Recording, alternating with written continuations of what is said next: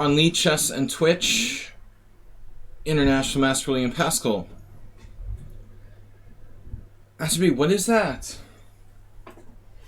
Welcome everybody. We're taking Blitz Challenges 5+3 casual. Happy Monday. Welcome to your work week. Thanks for taking time off your jobs to stop by here and play chess with me.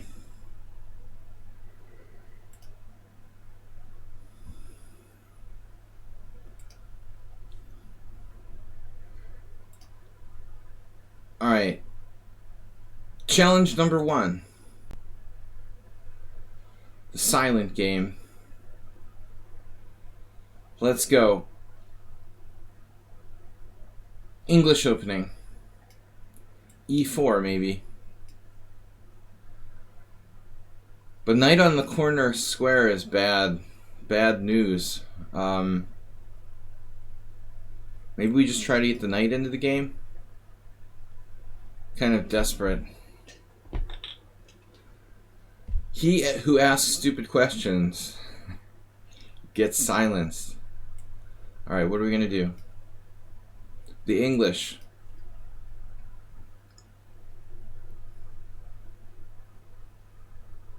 Welcome everybody. Just getting started here. I've got to celebrate daylight savings time being coordinated. Snuggles the snail. Thank you. Snuggles the snail. Hope you're well. Astrobate, welcome. Guys, we're playing 5+3 casuals. My knight is on g3. Perhaps I should have played rook g1. You know, this never occurred to me. This looks like a pretty good grob, actually.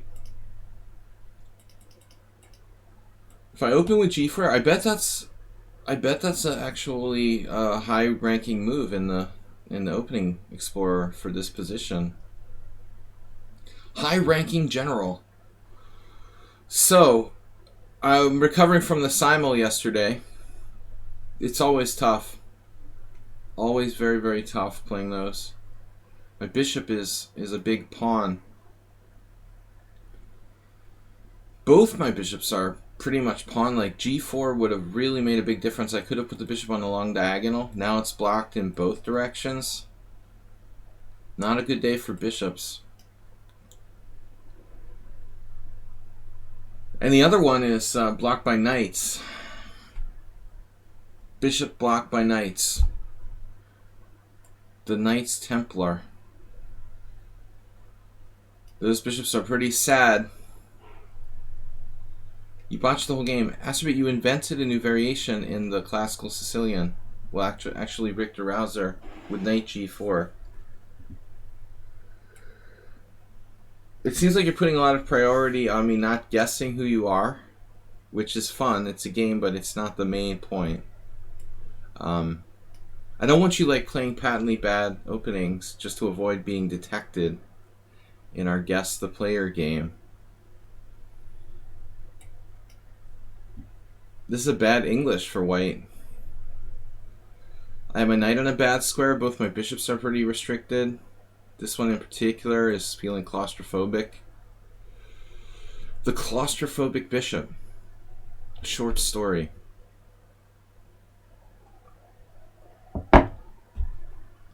I'm a target for f4. Rook d8, however, not expected. Now he has a knight. That's a problem. That is always a problem. That's why I got my knight out first. You don't want your knight on h8 forever. Troll just doesn't mind. He sort of played around it. Interesting approach, though. His other pieces are good, except for the knight on h8. He'll work that out later.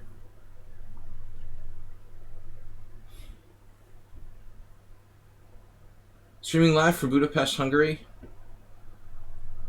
We're back to a normal schedule, so the stream will last till 1:15. We have 2 hours and 15 minutes of 5+3 Blitz. Last 2 weeks were actually shortened streams, so that wasn't good for anybody. We're gonna play b4 pretty much no matter what here, unless he decides to play a5 himself, which is something he could have considered immediately, I think. Now he would lose a tempo. Or he could sacrifice a pawn with b5, which looks dubious. Dubious.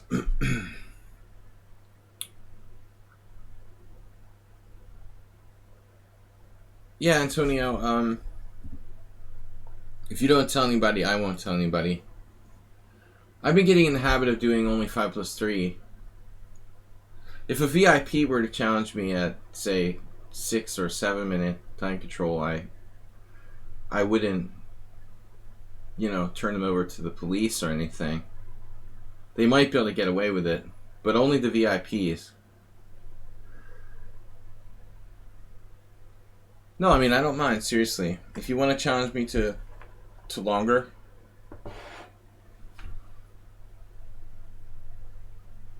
six plus three or 7+3, our old traditional time control. I've been kind of migrating toward the unified single time control to make things simpler. But this is bad English. I wasn't fully awake. Plus it's chess 960. This knight is terrible, but it's better than the one on h8. I like to kind of keep a running tab of where I'm standing when I'm playing. Evaluating the position constantly, I think is very good habit to get into. You got to keep a running tab of where you're at. And it's just like, well, I don't know where I'm at. Wow.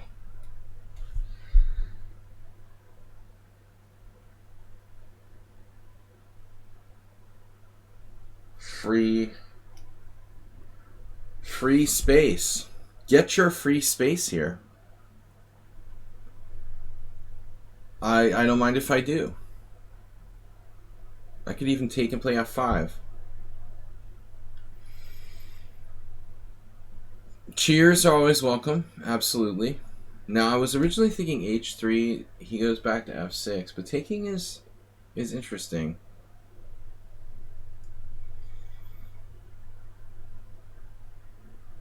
It's definitely interesting. That bad bishop I talked about earlier. Make the other bishop great again. And all my pieces are good except for that crappy knight on g3. Hope he doesn't take that with bishop e5. Man, I'm really hoping he doesn't come here and take my knight out. That will double my pawns. I feel like I'm playing the Grand Prix attack.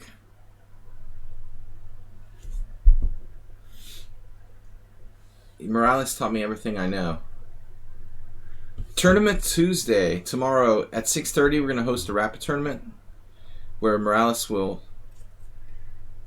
beat down a few more innocent victims in the Grand Prix attack and post them in the subsequent Thursday analysis stream.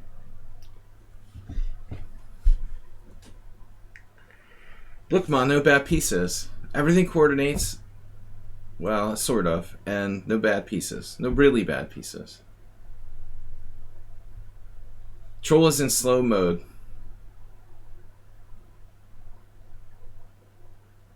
Yeah, you and Morales can play the championship of the Grand Prix attack.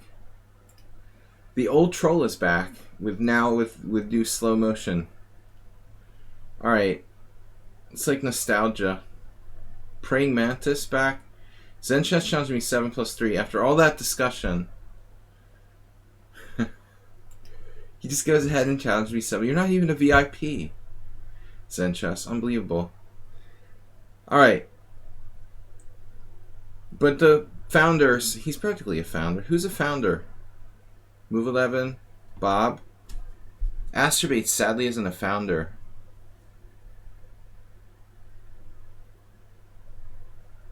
Oh, you like the idea of a thematic? Can we do a Grand Prix thematic? Better than the Smith Mora.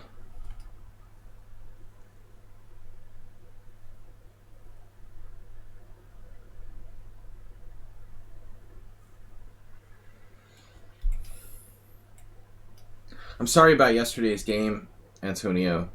I don't know what came over me. I just like randomly played knight on DB8 just because I like doing that maneuver. I I just played it in an inappropriate position for no reason. I wasn't. Sometimes when I'm playing the openings, I go too fast and I'm not really thinking. I'm on autopilot, and I just autopiloted, that move, which is just wrong, messing up our game essentially.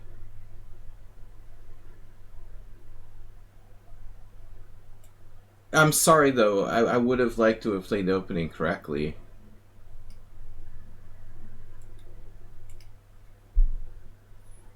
I haven't analyzed it closely yet. I assume, I was in some serious trouble.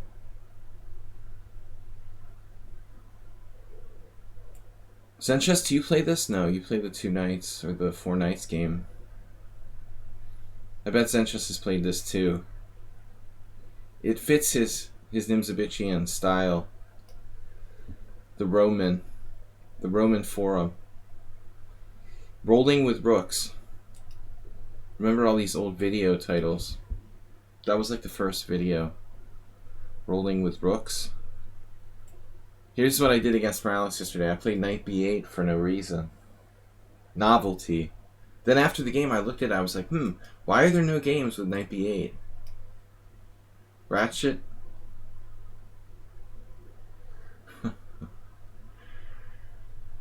It's the 1800 who beat me in the team battle. We'll give him the silent treatment.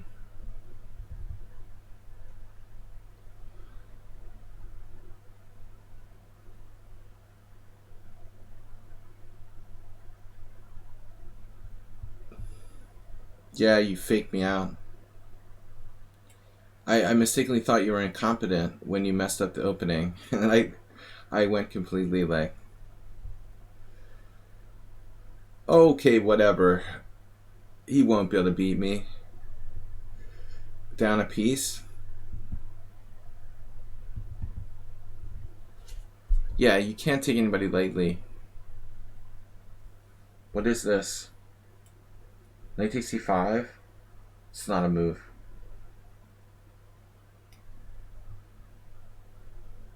So this is the critical thing. But thanks for tuning in. Yeah, I agree, Honeyspurger. Even 1800s who can beat IMs if they're lucky. And the IM plays bad. Lee. Alright, well, so what's up here? If a6, knight b5, bishop e7, knight takes d5. Oh, that's ridiculous. Alright. So knight c3, this is he's been studying. c5, knight b5.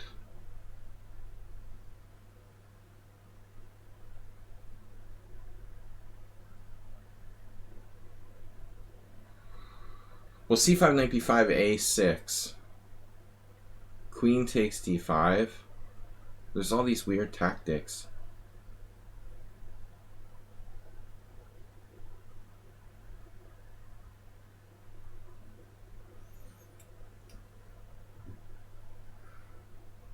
I'm gonna get my king out of Forkville. I mean, there's all these knight takes here, knight takes c7 check. I don't know if this is right though. I never encountered knight c3 before, so he's been like looking it up. Theory isn't well developed here, like in other lines with knight e4. There's his favorite idea now. Blockading.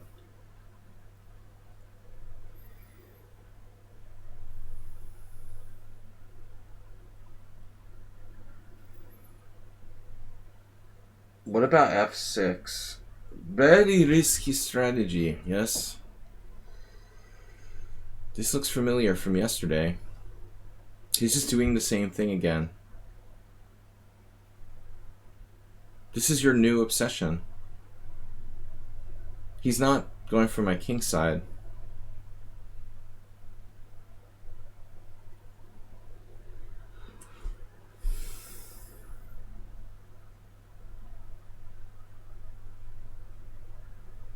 What about a5?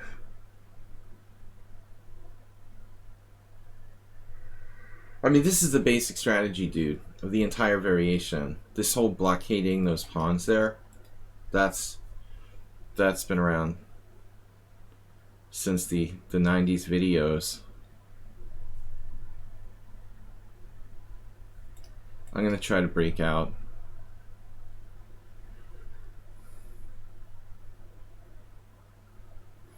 Now, if you were a computer, I would be a dead man. Well done. Did I find the best move? Dongers, thanks for playing yesterday in the team battle. You know my favorite. My favorite time control is 3-0. I just want to watch and not participate in those. Now we've got enough good players that maybe I can just quit.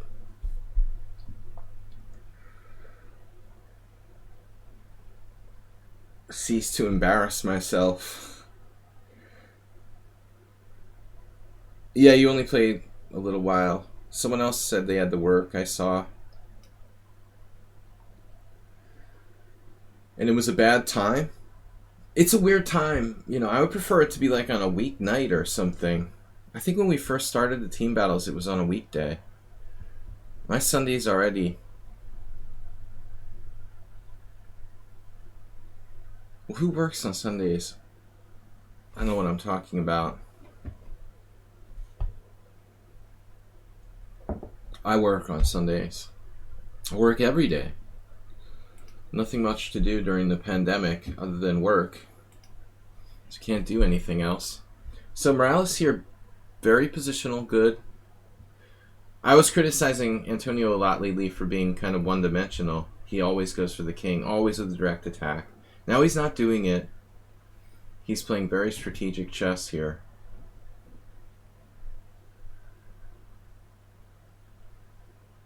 I just have to get my pieces out. You're pissing me off.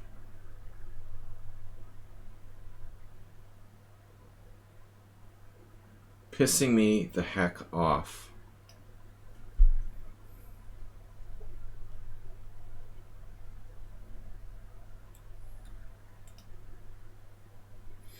Giving back to the local chess community. Well, it's nice that in the United States you guys can get back to playing chess. Things are pretty bad here, so I figure my next tournament is like the World Senior Championship 2022 at this point. I had an organizer yesterday send me a message on Messenger asking me about a tournament in July.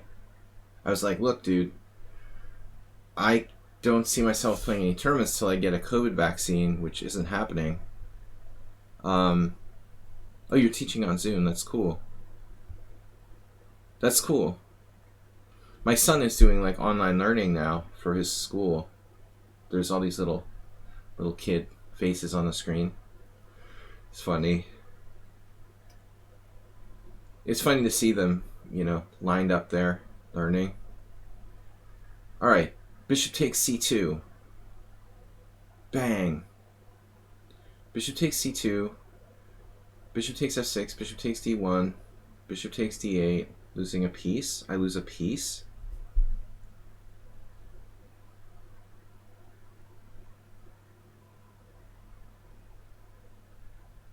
That's not nice.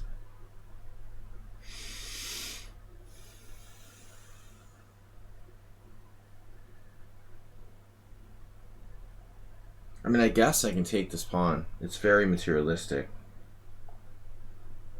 This wasn't my first choice, but black's probably okay. An extra pawn is better than no pawn at all. He does have a strong knight on c5. I would have preferred to do the combination the other way.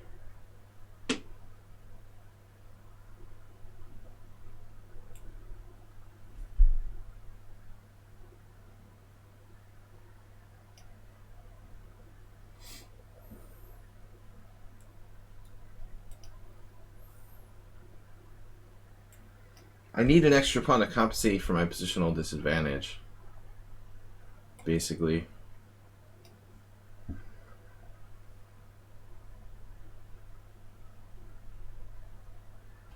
Pawn grabbers united.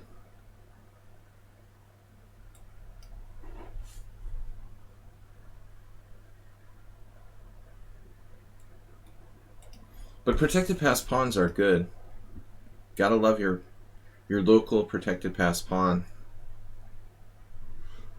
This game is sponsored by your local protected passed pawn on d5.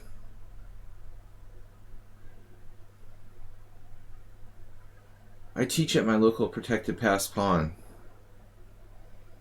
There's no subliminal message going on here whatsoever. What's a protected passed pawn, you might ask? Is it important? In the endgame? Did you try the new lichess feature? Alright guys, let's not give like direct advice to players while we're playing. That's a no-no.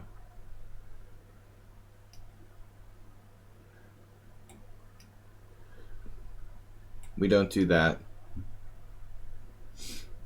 This is a live game where we're playing, so we're not going to give each other, like, after the fact you can suggest, hey, on this position you could make a move or something.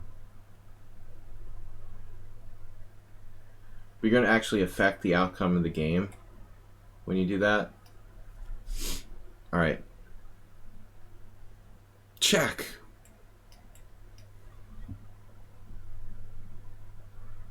Yeah, Morales is messing this up. He's messing it up. It's early morning in Italy. Dropped all of his pawns. Well, not all of them. Most of them.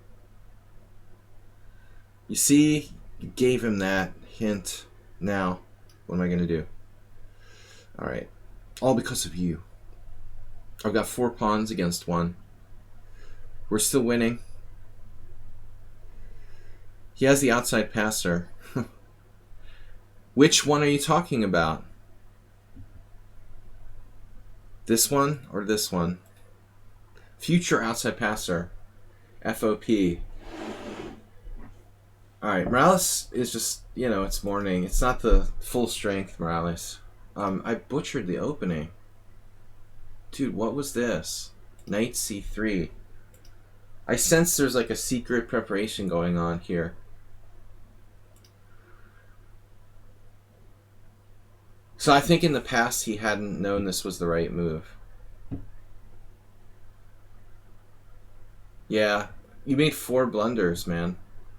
That's hard to do in one game. Knight c3, even I averaged just like 1 or 2. This time I had 2. So knight c3 is the theory move. I was right. You played knight b3. Now you went on your own with knight b3, which looked like a good move, actually. Wow.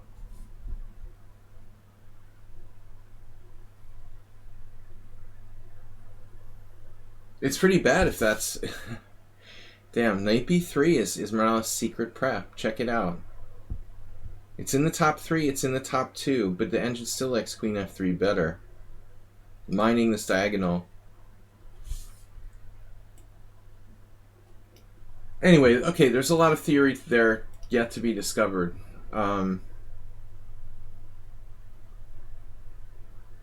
Butcher. I wonder if the Butcher will be back for a Tuesday tournament. Puzzle Storm is kind of not new.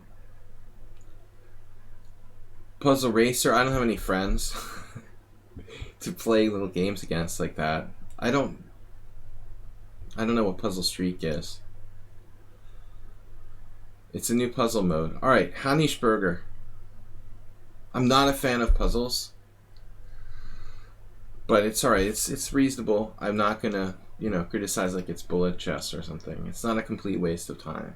I just don't Really spent a lot of time. I never, even with classical books and stuff, I never was big on tactics puzzles. I never did my math homework, for example, either. So it's beyond just chess. Like, I don't like doing little puzzle exercises. All right, Honeyschberger. We're supposed to play the subscribers first, by the way. So I kind of screwed up. Zen Chess, Honeyschberger is not a subscriber. Zen Chess is a subscriber. Troll is trying to cheat.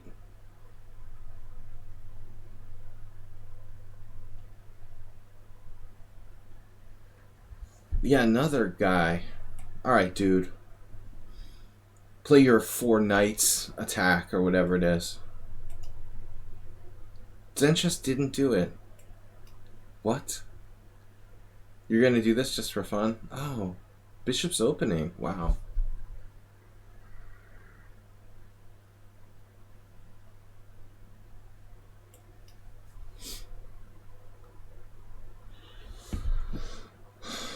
I played the Bishop's opening once. I lost to this guy, FIDE Master Alan Bennett, I remember. I don't know whatever possessed me to like play the Bishop's opening when I don't even know the theory.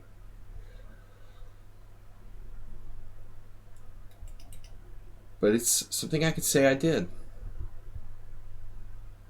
Lost to a weaker master.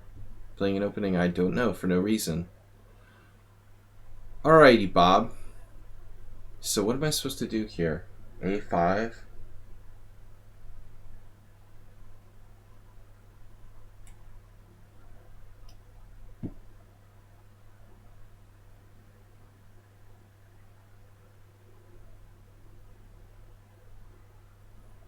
Bishop's opening is okay. There's nothing wrong with it. It's usually transposing to a lot of different things. No, it's fine. I mean, Michael Adams played the Bishop's opening a lot. I think there's nothing wrong with it. But you're going to transpose to different stuff.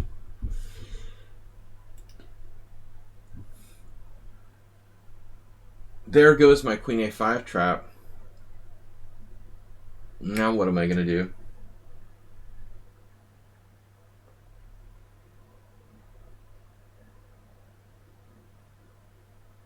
I wonder if I'm in trouble now.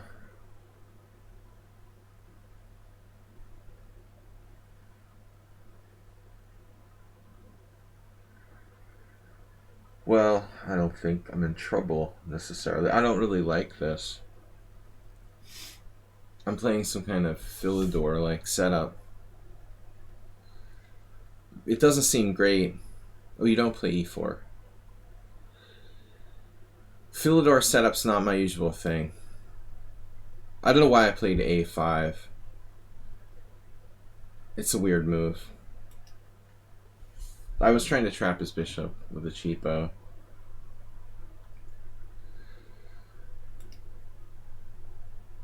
This is normal against, like, what was it? Can't remember now. Maybe one variation, black plays A5.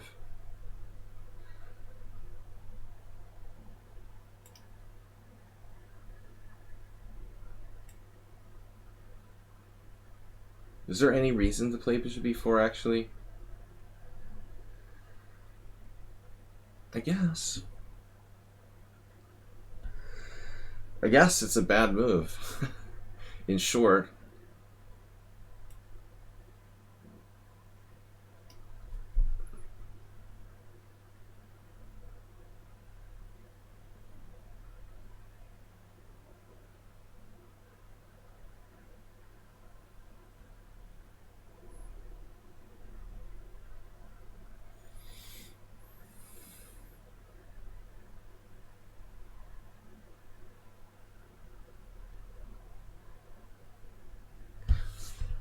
Telltale silence. That's why it was a bad move.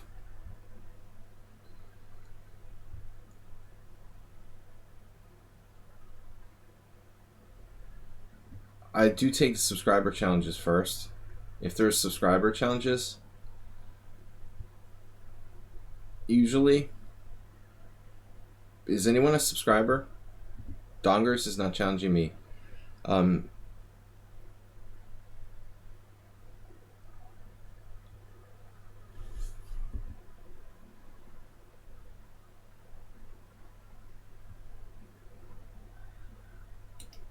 Yeah, I feel bad, Antonio. You should have challenged me to 7+3. Now Zenchess did it anyway. Okay, so if I take on c4, I'm just losing a pawn. This is a pawn sacrifice.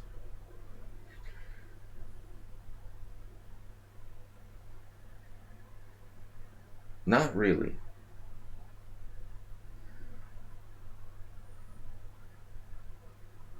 Too early? Yeah. I mean, that's why I'm particularly bad. No, it's funny, like, I have energy. It's different. You know, when you just wake up and you're foggy-headed, there's a different kind of badness to your play than if you're tired. I'm lucky this doesn't lose a pawn, you know, somehow. Since just not a lot of options, really.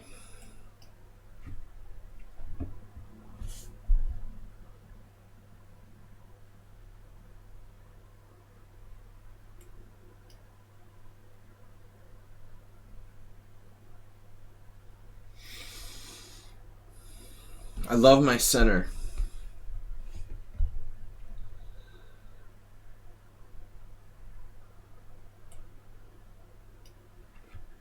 I think Zenchess is playing the Chigorin or something. What is this? Chigorin reversed. It's hyper-modern is what it is. He's teaching us the hyper-modern center. How to give up your center and play against the enemy center. Something like that. I'm kind of lucky this worked out, you know. I mean, I'm not sure what I did is correct. But it doesn't look that bad. The only good thing I could say about it. It reminds me of the Schliemann or something. It's like a Schliemann where we randomly played A5 and A4. Which definitely takes some of the fun out of castling queenside, I guess.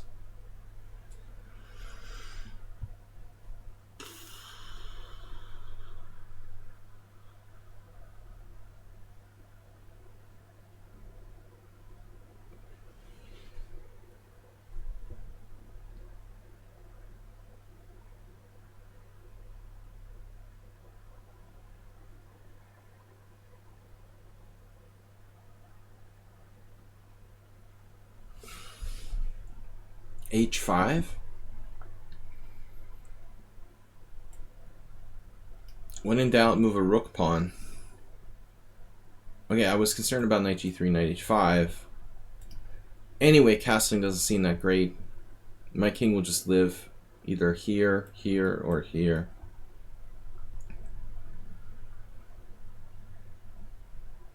Easiest way to develop a rook is by moving your rook pawn. Little known fact. I had a philosophical debate, though, with one of my students yesterday. It's chess philosophy. We should get Jesse Cry involved. If you play the rook pawn forward, is your rook developed or not? What does it mean for a piece to be developed, technically? See, this is where it gets really philosophical. I never thought about this before.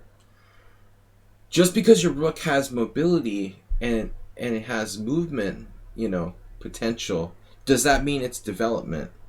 I mean, does that mean it's developed? We could get into really deep chess philosophy. I think there's an argument for both sides, honestly. But it doesn't freaking matter at the end of the day. I guess that's one truth. Who cares? Yeah, I was expecting knight h4 instead of knight e2, actually, Zenchess. That I expected much, much earlier here. Right.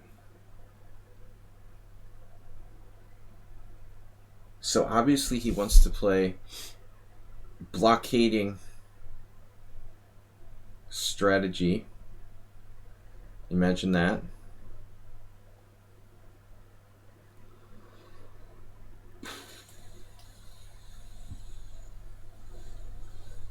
The point is usefulness, not development.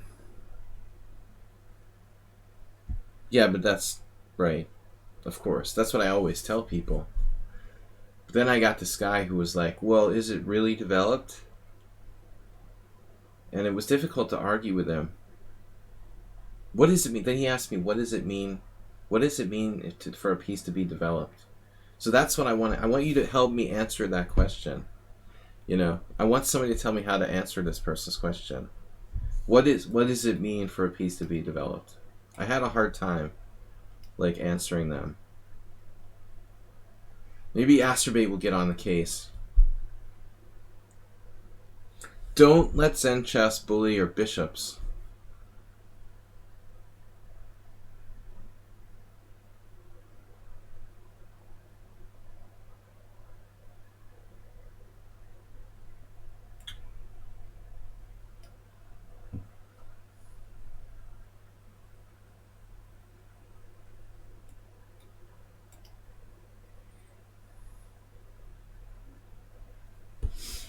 AN.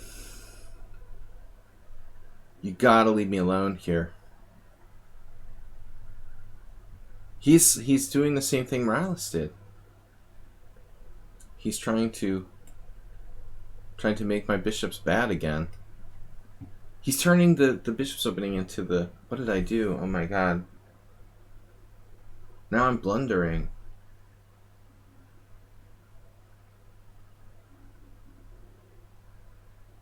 I just blundered.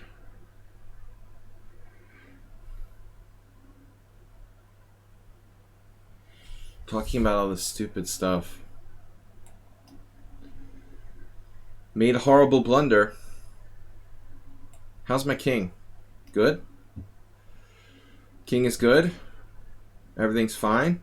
Just take on c6. Everything will be fine. I meant with a knight. Yeah, dude, why did you get this?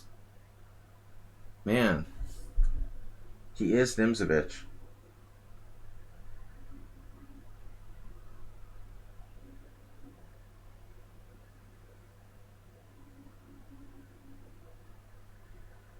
It's kind of scary. A nice pawn sack? Wait, what? What?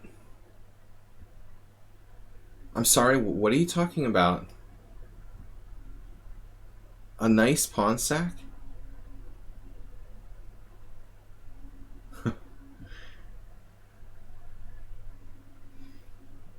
Obviously, he didn't sack a pawn. Position is just gone. He's a genius.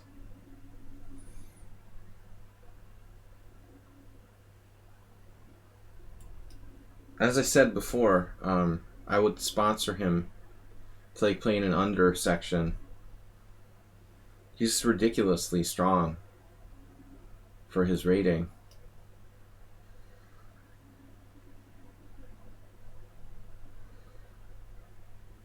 Alright. What are we going to do?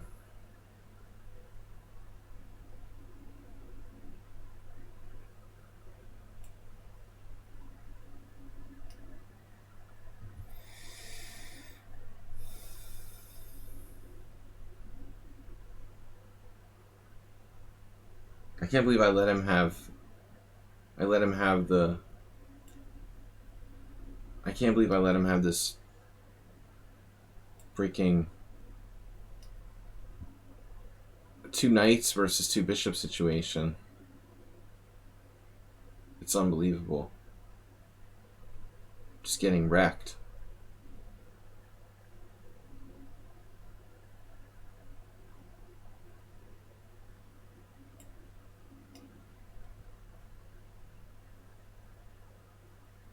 It's hard to choose when White has that many good moves, Dongers. You can't really blame the guy. I find the most difficult thing about playing winning positions is like choosing from all your options.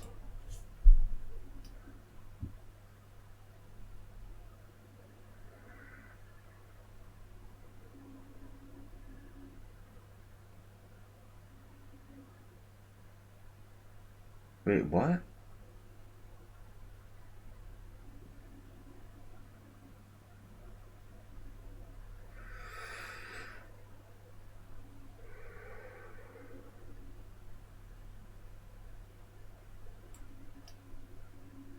Guess I have nothing to lose there.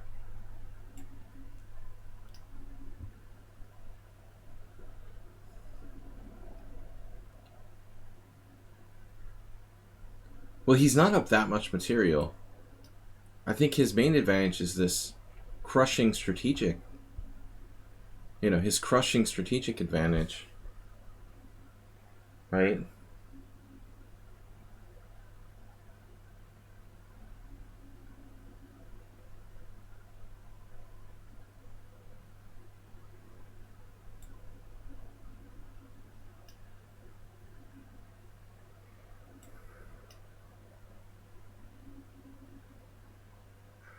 I'm like the master of bad decisions in this game.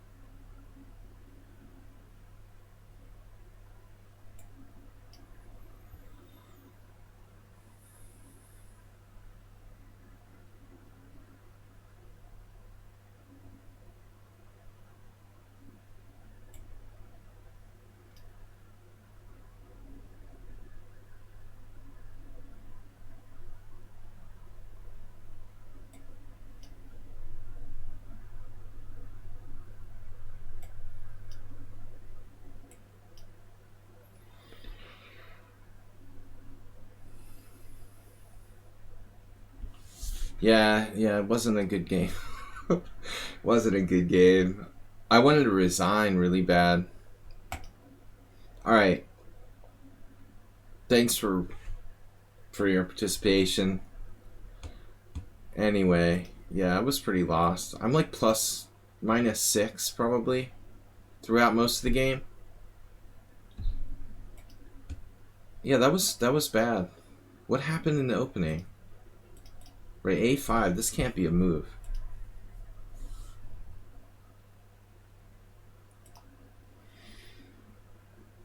Let's just leave it at that. A5 is not a move. Black, how bad is it? -0.9. That's pretty bad. Alright. But we got back to, a good game after bishop e5 check here.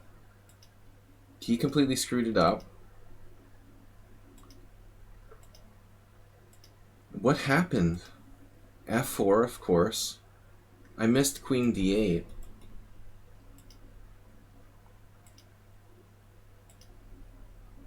I played the unbelievable f6 in this position. It's like triple question mark. This is triple question mark. Maybe 4 questions. I went from like better to -4 in one move. That is not a good move. Thanks for tuning in, guys. Alright. I do take the challengers who are subscribers to the stream. Troll already played. Suamitra. I don't take rated challenges. It's casual 5+3. Honeyschberger. Suamitra might be subscribers. Praying Mantis might be a subscriber. Honeyschberger, you're not, right?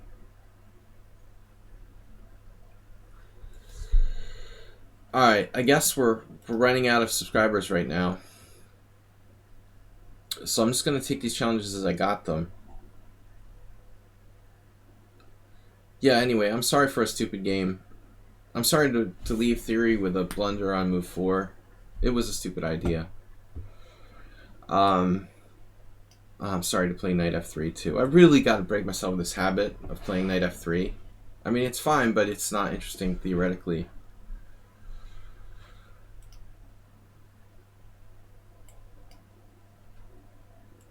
Sumil and Mitra. Alright. Sumil and Mitra. Sumil and Mantis are subs. Sumil and Mitra are one person. Almost out of drinks. I'm extremely thirsty from that last game. Queen c2, Slav. Also played by our friend Schieberspieler, who's not streaming today. He sent me a message to let everyone know he'll be streaming on Friday. If anybody likes to tune into that. You must beat me 3 times. Yeah, but you had me dead to rights. I mean, silly China. Dongers is right. It was pretty bad.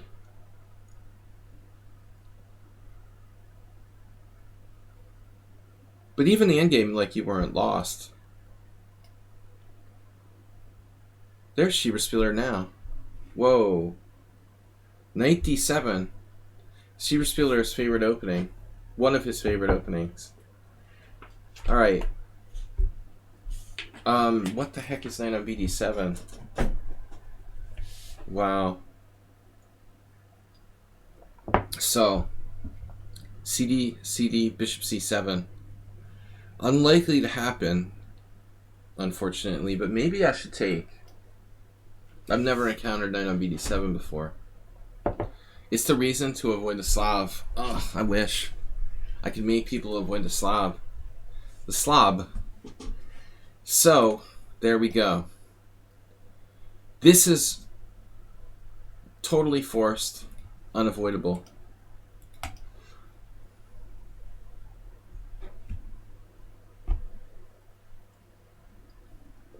He missed that. It's not good to put your knight on d7 in this line. It's a sacrifice. No problem. Mate. Queen mate. Now that you have humiliated him, can you offer a take back? Cheesemate subscribed with Prime.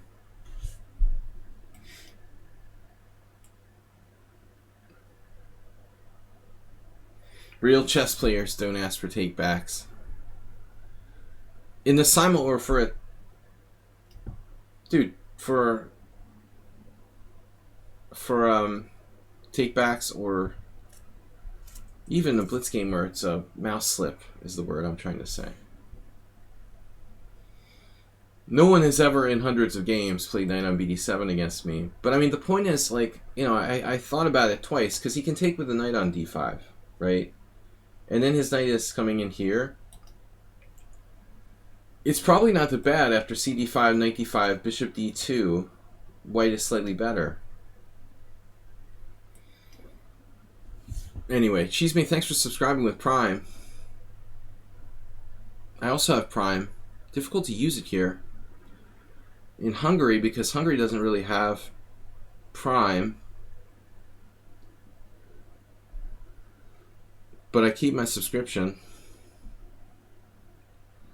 Alright, good old Amazon.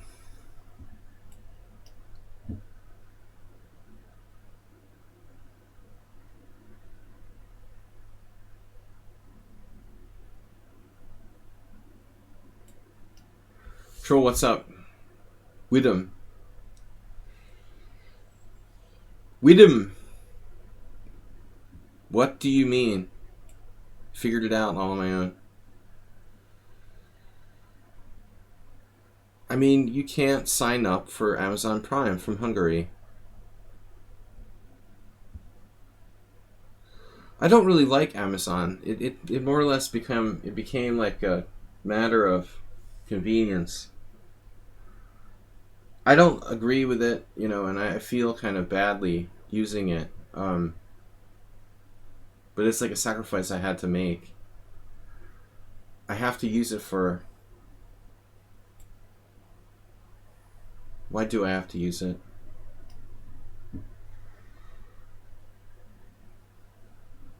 Sort of, I don't know, became dependent on it. It's bad. It's bad.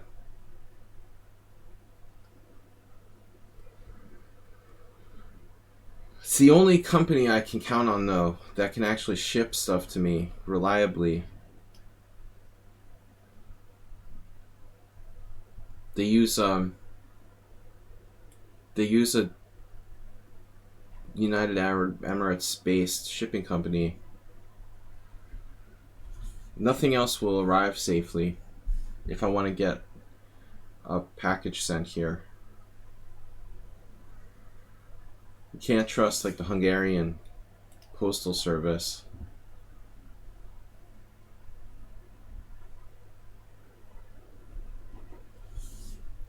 Sadly. Honeysburg is really putting up some resistance now. Yeah, I don't feel good about using Amazon. I admit it.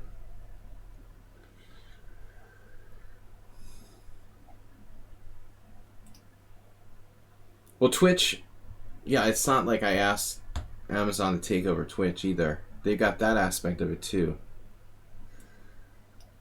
Now they basically own Twitch. The same way Magnus Carlsen owns Chess24.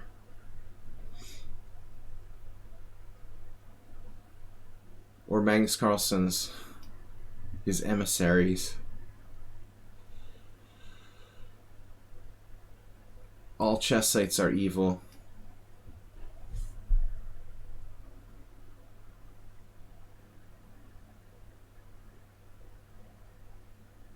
Well, I mean, they keep them separate. I mean, like, I'm sure that Amazon has like millions of sub companies.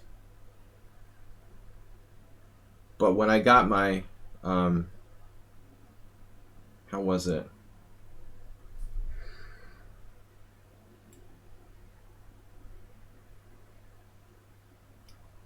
No threat at all here.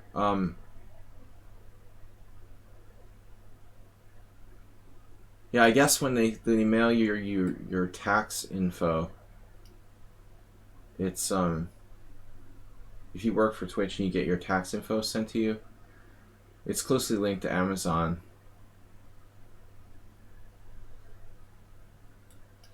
All right, I'm sure like the work, element of it is different. Praying Mantis, mate. Yeah, sorry for the blunder there. You could have tried knight takes d5, but don't play knight on bd7 anymore.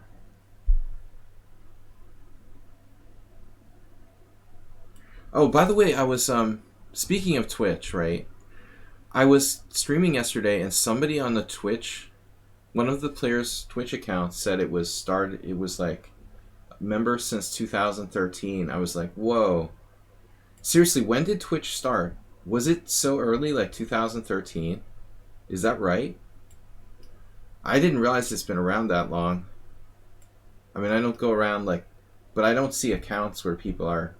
Their Twitch account was open in 2013. That's kind of scary. I had to stop playing this system too because I play it too much. I'm too reliant on it. When 2011? Wow. It's not every day you see an account from like 2013 that's still in existence. 2011. That's crazy.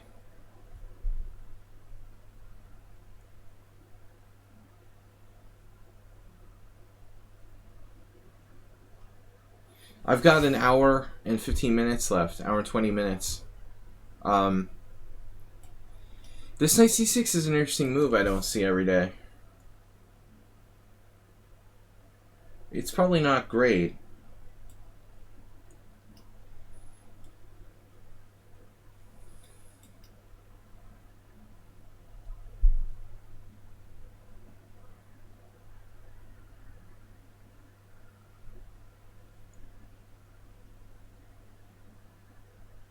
So I started streaming on Twitch in 2016. It's hard to believe.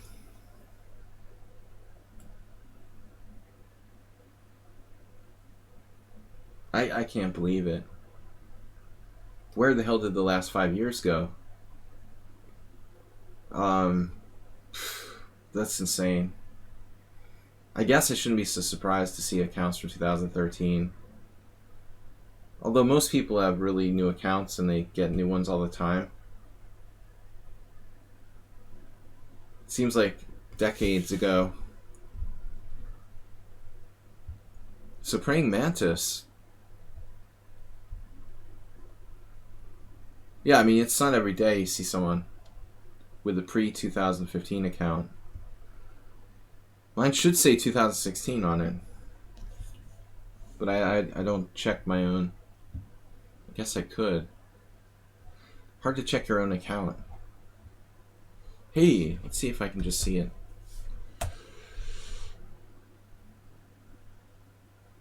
Like when I click on my own account, does it show it like it's a viewer? Yeah, account created. Actually, 2015. Now I'm freaked out. I said 5 years. I created my account August 2015. That's weird.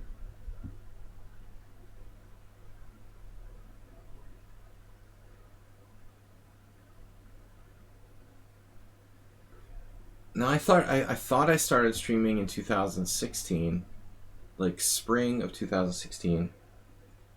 I guess my memory is wrong. There's no way I've been streaming for 6 years though. I must have just created the account and then started streaming. Yeah, I guess I started watching. Before I was streaming, I was watching some poker streams, I guess. So that makes sense. I would have been maybe just watching some streamers in late 2015 and sub to my own channel. I don't know if you can sub to your own channel. I don't think so.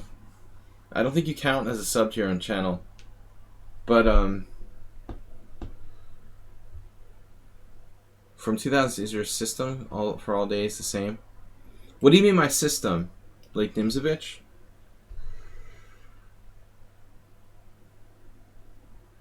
You mean like my schedule for streaming and stuff?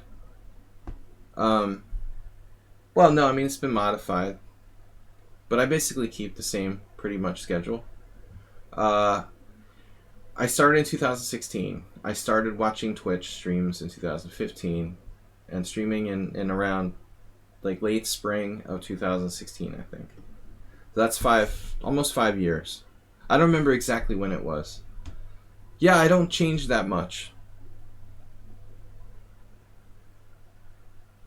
Praying Mantis is what's going on.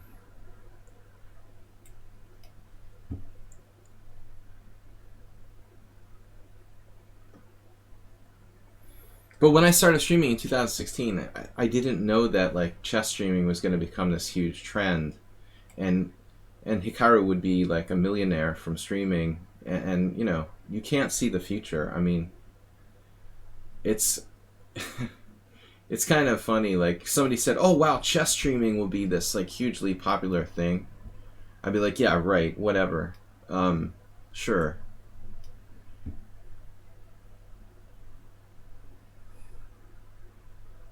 I would think people were trolling me if someone said that. Hikaru will get rich from streaming, and chess will be really popular online because a global pandemic will hit, you know. It's like, okay, talk about a perfect storm. I would have been like, whatever, yeah. That's really funny. Chess will be popular. He means the sound, mic, camera. Maybe the mic is the same. Different computer. Different cameras.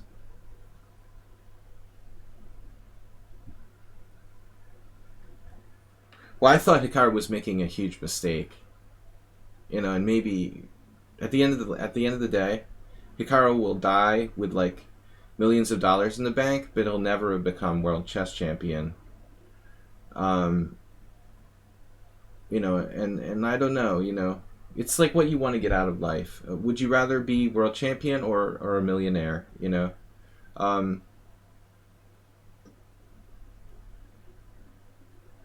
At the end of the day, you can't, whatever. I thought he was making a mistake by kind of stopping his active playing career to be a chess streamer, but it's all a judgment call at the end of the day. He's made chess streaming very popular, certainly changed the direction of online chess.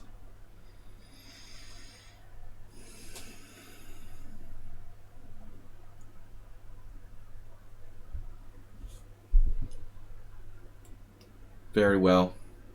Very well. What do I do now? Queen b1. It's a great square.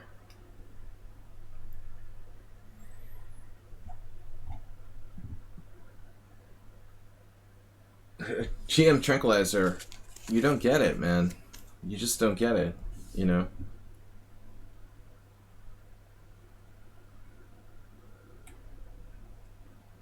He doesn't need to be a world chess champion because he already has so much fame and wealth. Damn, dude.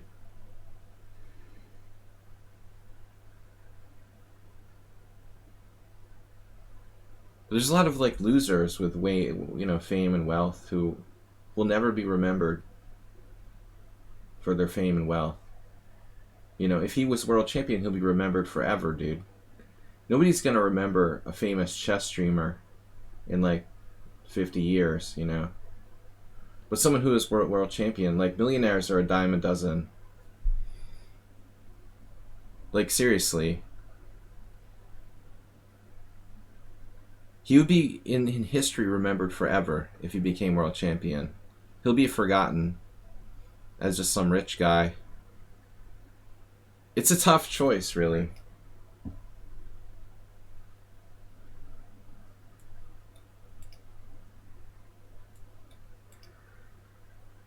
But I'm just saying, if somebody could look forward and say, okay, which one do you want? Do you want to become world champion or do you want to be filthy rich? I don't know what I would say. I think it's a tough question.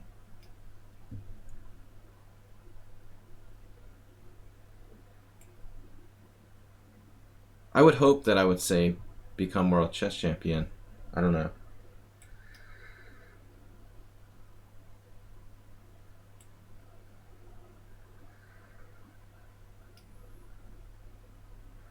But Troll, I disagree. There's a lot of people who love the game.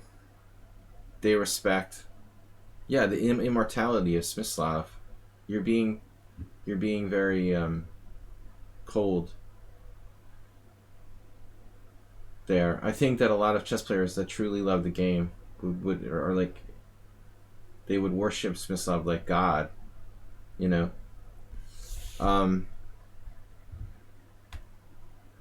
just don't have enough perspective on how much respect the world chess champions in history have.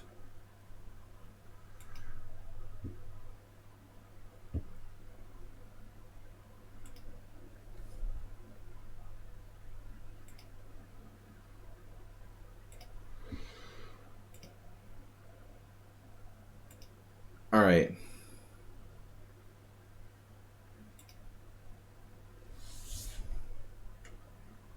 If anything, Uwe would be like the quintessential. Oh, he didn't really deserve to be world champion. Exactly. He doesn't know enough. Like Troll doesn't know anything about chess history. That's what I'm saying. Like, he has a bad perspective.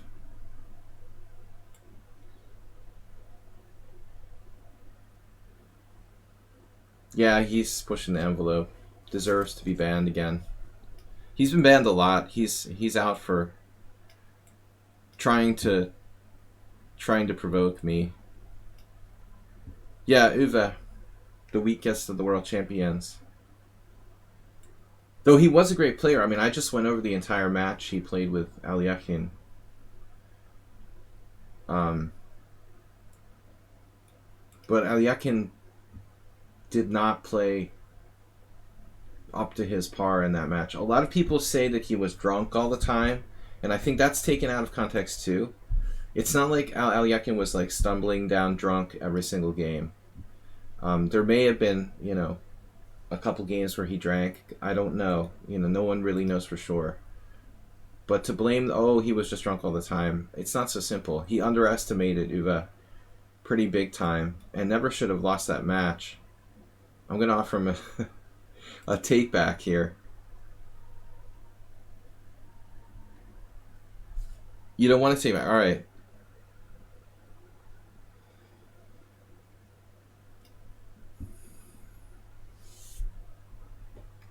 Yeah. I mean, Uwe was world champion for a very brief period when Aliakin lost the match and then won it back in a return match. So he's kind of like the forgotten world champion. But to diss Smyslov, dude, seriously?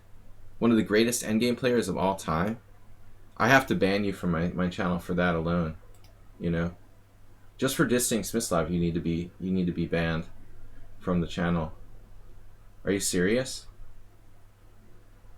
I thought it was a mouse slip. It probably was. B5. I tried to give him a take back.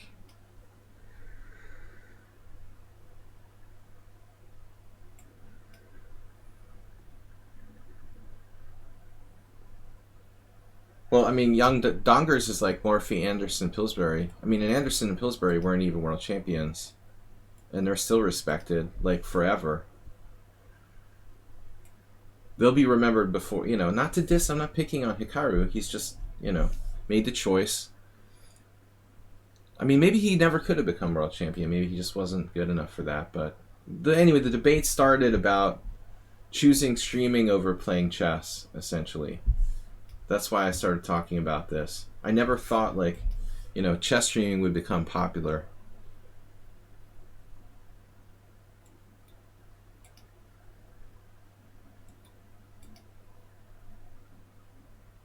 But Smyslov was like 1,000,000 years old when he lost to Kasparov Prem 666. Okay?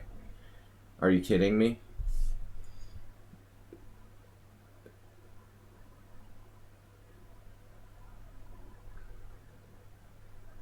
It was a miracle he was even in the candidates at that age.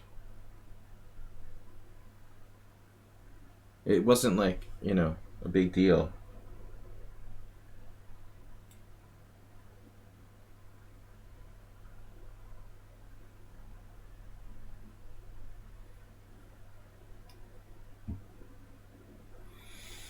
Yeah, I mean, Tal is like one of the most legendary world champions of all time.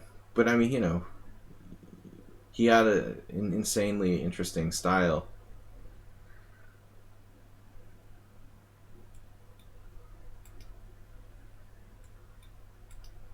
This is a weird game. I mean, CD4?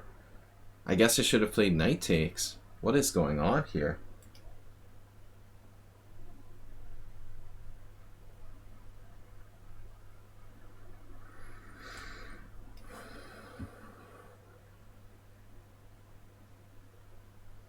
He doesn't even spend 3 seconds on a move. He already has one take back. Dude. It's like my simul. I got pissed off because people play too fast. And then you do the same thing here. I already had to give you a take back, and you're going to play bullet in the game? Seriously?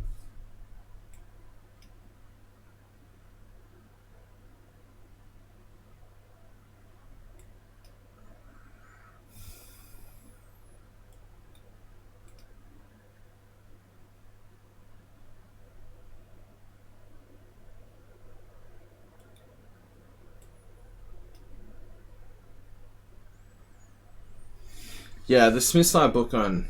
Well, there's several good Smyslov books. Of course, the book on Rook in games.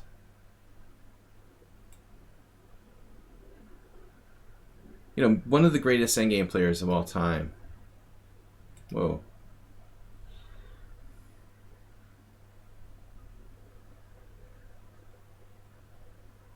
Anyone who disses Smislav is auto-banned from the channel. Calls me a chess nerd. Why are you watching a chess stream? Seriously.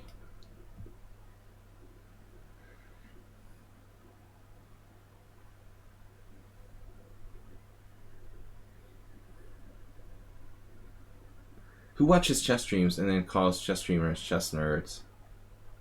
That's just ridiculous.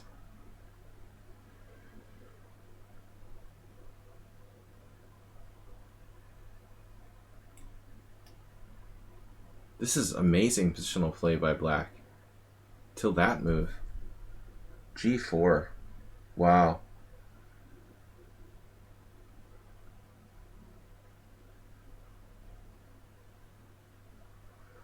What am I gonna do?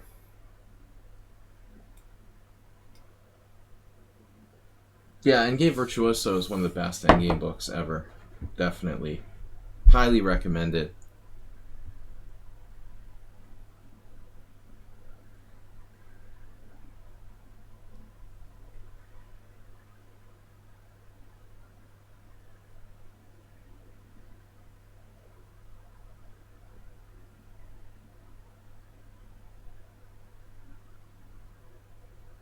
Take a free pawn with my bishop? Sorry? Where? What are you guys talking about? Like, which free pawn could I take, exactly? I mean, you want me to play, like, bishop c7? It's not so easy. He would play bishop a6. I don't win a pawn. I'm not sure if that's what you're referring to. But in black's time management here is very strange.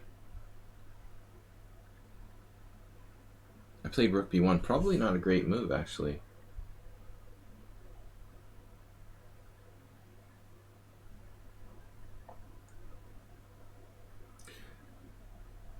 You know, Prem666, yesterday you made that comment that I blundered, and it was actually a good move.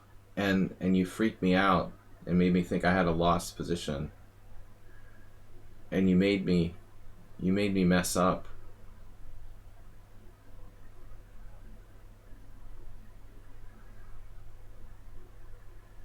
It's dirty to commentate during the game and mess with my mind like that. You were completely wrong. My position was fine, and I only blundered later. But you convinced me that I made a blunder. I believed you. I was like, oh, well, he has more time to think. Maybe I did really blunder.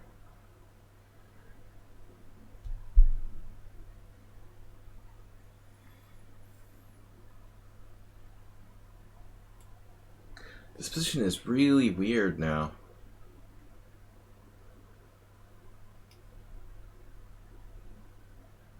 I mean, there's a lot going on in that position. I had two connected passed pawns or something on the outside. Are you serious? I can't believe I believed him. I was like, oh, yeah, I really must have blundered. The position was insanely complicated.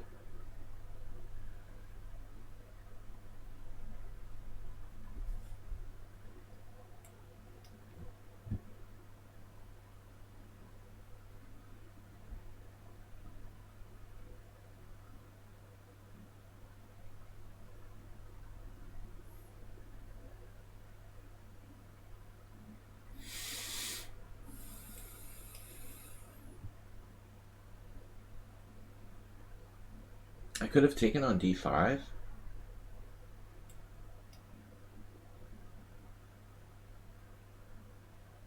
Alright. Dude, you're playing like super fast and hanging pieces. He actually had an interesting game. But I'm not going to give him another take back. No, we're done with the take backs. You've got to learn to manage your time better. I'm not going to give you take-backs.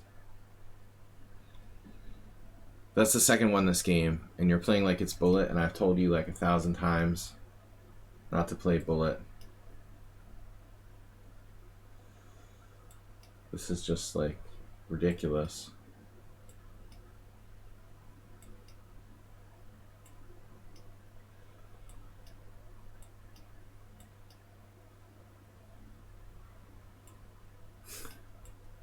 Okay, thanks for wasting our time. All right.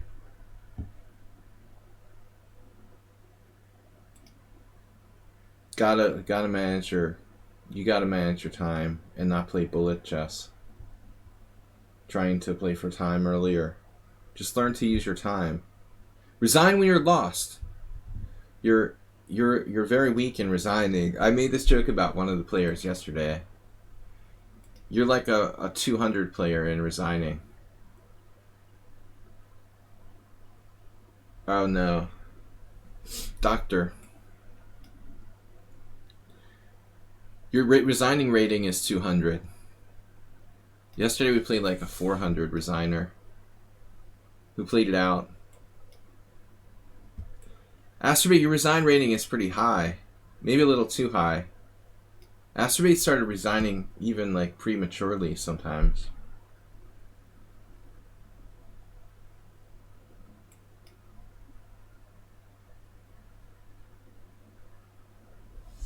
Yeah, that means you're resigning too early. If your resign rating is too high.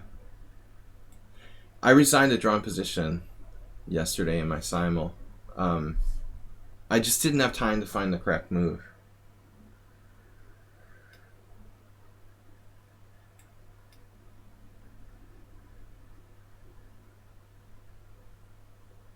I had like 5 games left, and one was a bishop endgame, a double bishop endgame, where I had the feeling there's a way to survive, but I didn't have time to figure it out, and my clock was down to like 3 minutes. And my instinct was to play the move that would have saved the game, but I just didn't think it would be fast enough. And I didn't have time to keep thinking, so I just resigned. But I looked at it afterwards, and I saved the game. You know, pretty straightforward.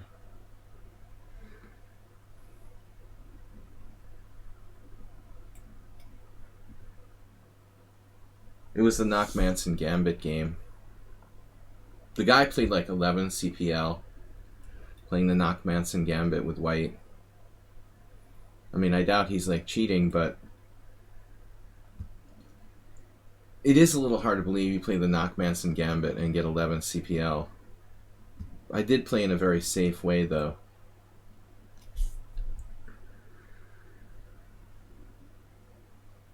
You prefer black's position here?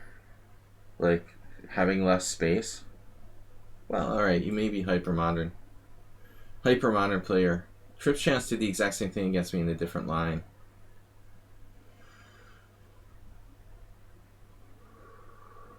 Slightly different position.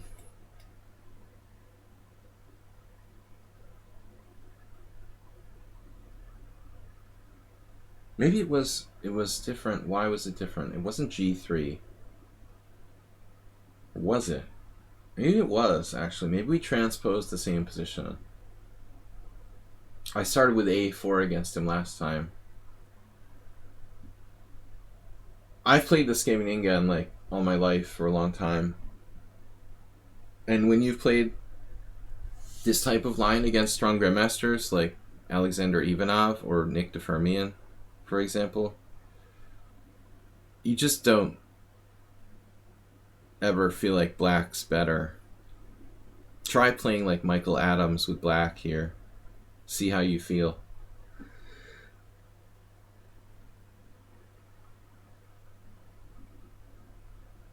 Or if you're a computer, you can get a slight advantage maybe.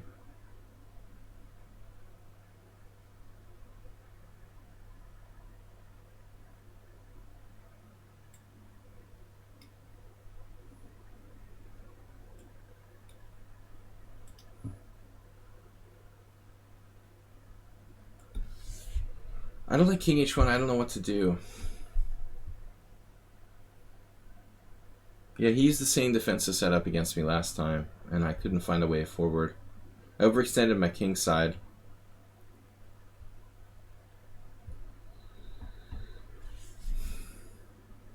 I didn't think we would transpose the same thing, though.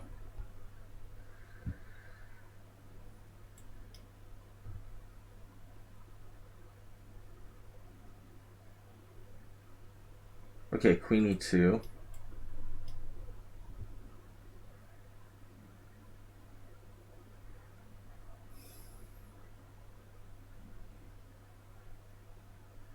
I think it's a little better than my last attempt. Not quite as bad. Somehow it seems better. Well, I played rook e1. Maybe the rook is better on f1.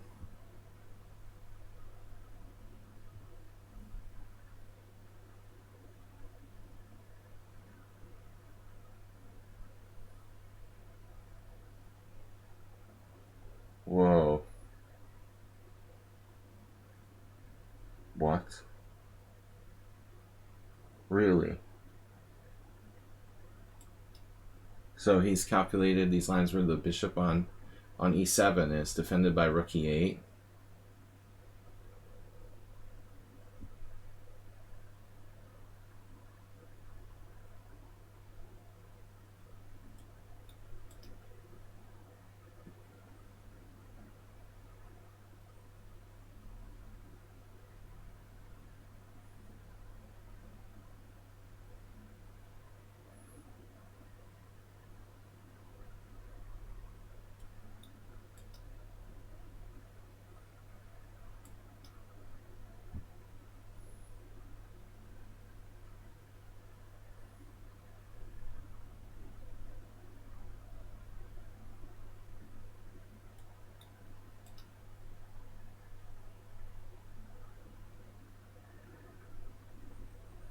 Um,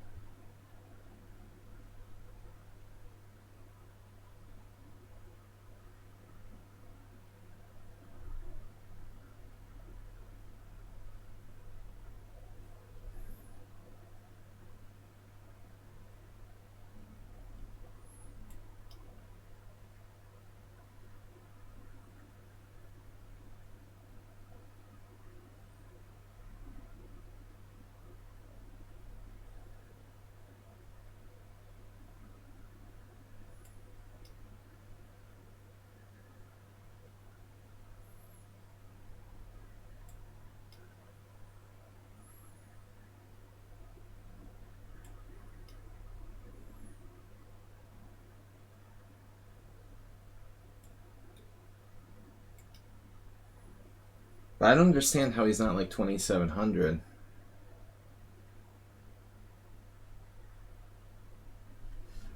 All right, let's see.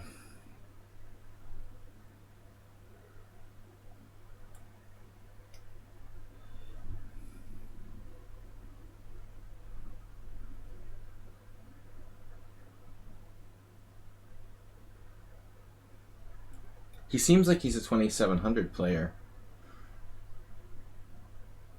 I don't know how I have plus score against him.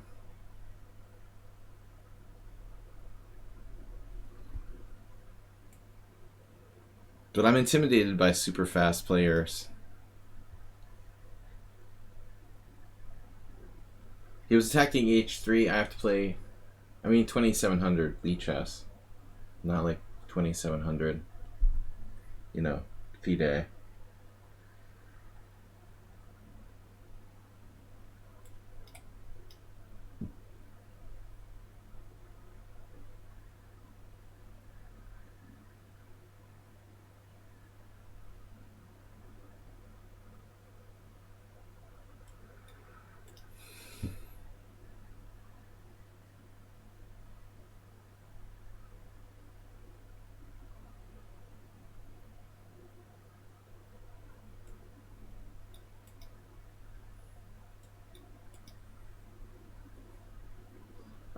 After rook c7, this is attacked.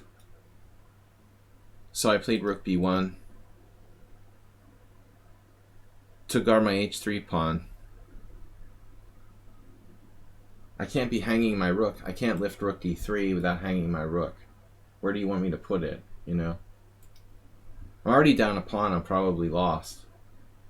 What's the difference? I'm down 1 pawn or 2 pawns? I don't think it matters. You know, if I'm lost, I'm lost.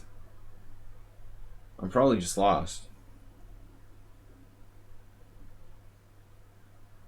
That was surprising. I was sure he was going to play knight e4. I'd like to see after the game. I mean, that seems really strong, doesn't it?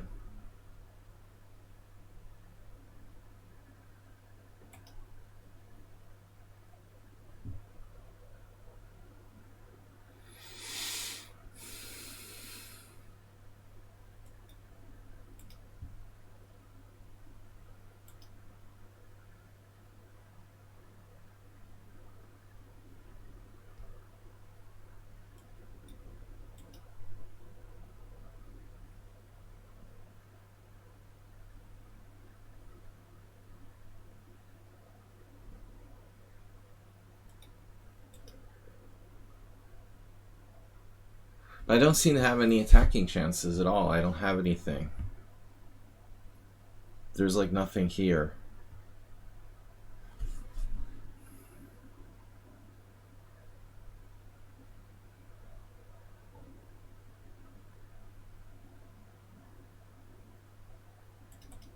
I mean, I just resign. I don't know. Plus 1.5.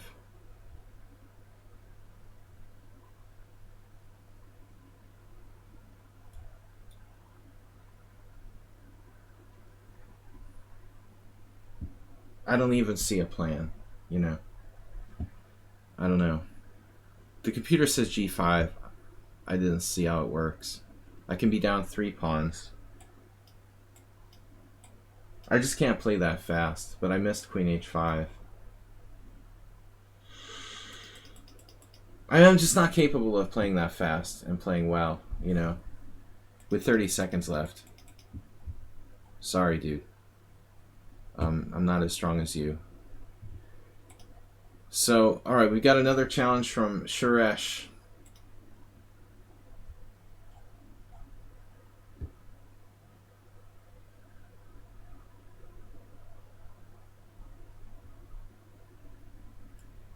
It's not even a theoretical variation, and he's analyzed it at home. Hardly anyone plays that. I mean, it's like an old man variation for white. Seriously?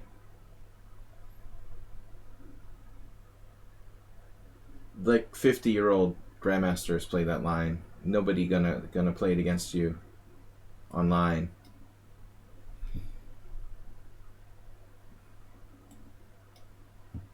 It was a different opening move order altogether. I played a4 against you last time. Totally different move order.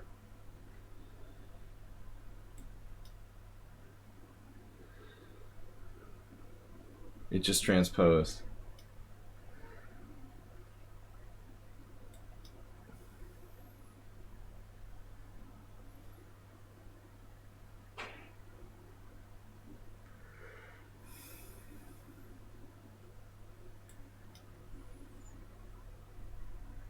Anyway, you're just too strong for me, dude.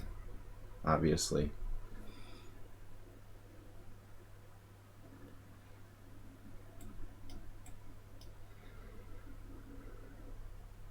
Is it okay to submit 4 games to my subscriber game analysis? What am I going to do with 4 games? I only do 10 games a week. I can't like do 4. I could do like 1 by 1, you know, 1 week, you know, monthly submissions. Maybe I can do monthly submissions. But it's easier if you just submit 1 per week. It's simpler that way. You could do it. I might lose them or something. If you want to just put it in a study, you know, put 4 games in a study. A lot of people do that, and then I'll just like go over 1 every week. Yeah, that's fine.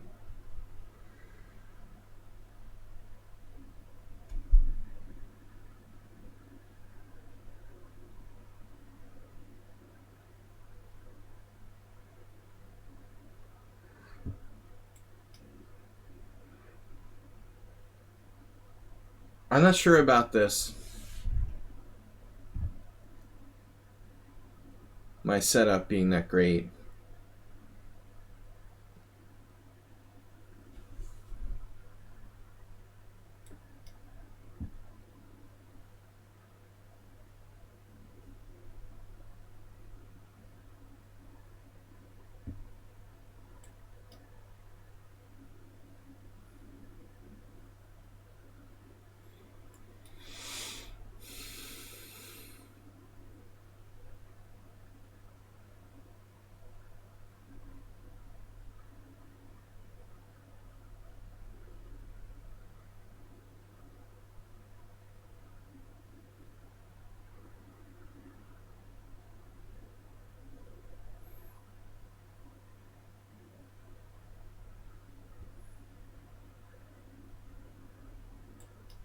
Can I do this?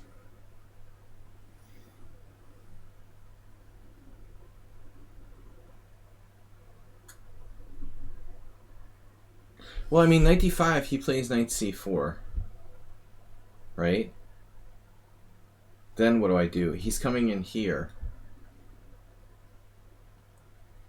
Knight d5 is a natural move. I know. It's also... I'm just not sure what I'm doing after knight c4 coming in here. Not that this solves the problem either, Yevgeny.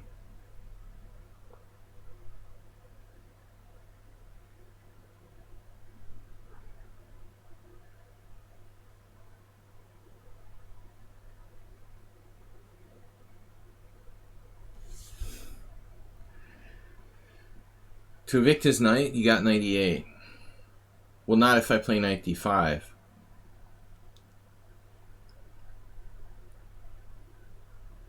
You're refuting your own move now. I admit knight d5 might be a good move. I didn't know what to play.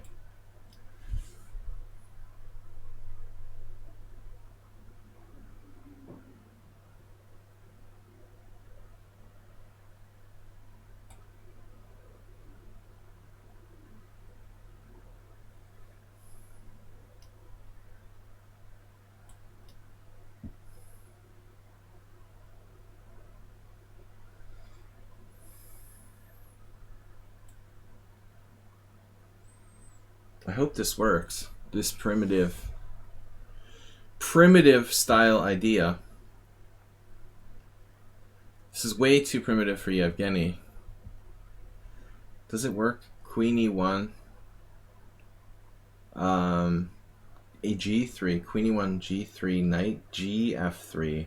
Queen h5. That doesn't make sense. Damn it. So he's got it. Queen e1. I could play queen h5, but then he plays like queen g3.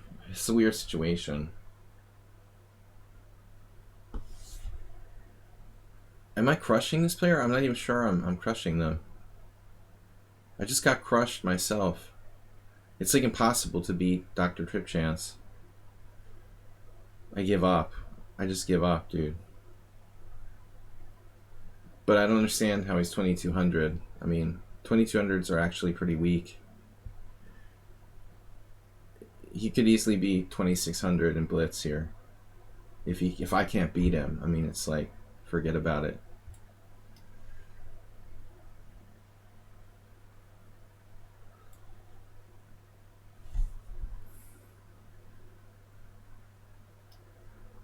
Well, I mean, 2200s, are we talking FIDE or lichess? Yes, FIDE 2200s are probably okay, but in lichess, it means that you're like 2000 OTB. You know, there's about a 200 rating difference. If you said like a FIDE 2200, I'd say, all right, they're pretty good. But no, seriously, there's a lot of people who are like 2050 FIDE rated players who are like 2600 on lichess ratings, and that's easy.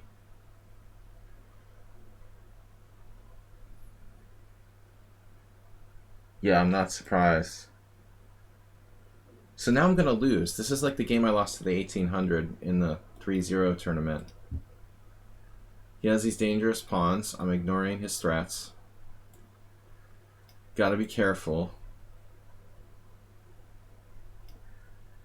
This is how I lost to an 1800.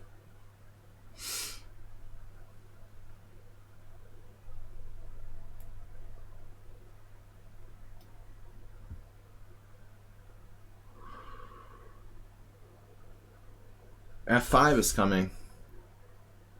Exactly. F5 is not coming. That's not happening. We blockaded. I've given up calculating altogether.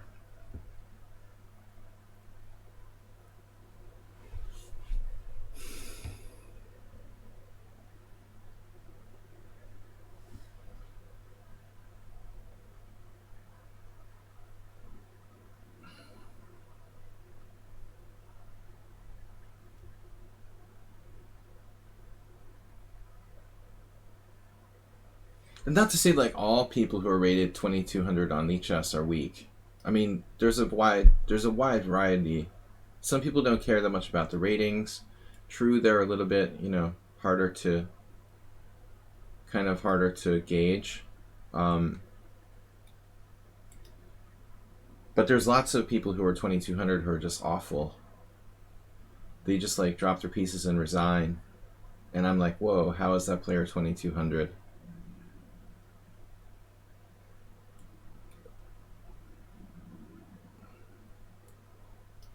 Yeah, this game is concerning me. Well, that's a blunder. Strategic blunder. Breaking up his pawns.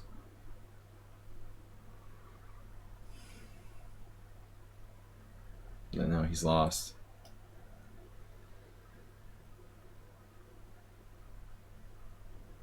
But Dr. Tripchance's rating is like 2250. I'm just talking about this example. That's extremely weak for his strength of play. He should at least be what my rating is in Blitz, at the minimum 2400 to play, and not for me not be able to beat him. 2200 here is like not that strong. Like on some sites, I feel like I have no chance against him. I've just basically given up.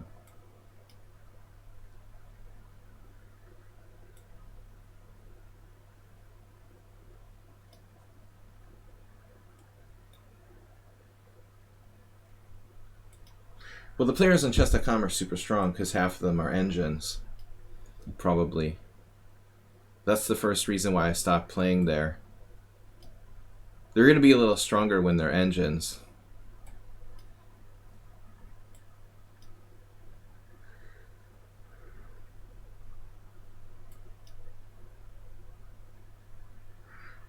Hey Sadamasa, what's up? Alright. Thanks for your submissions to the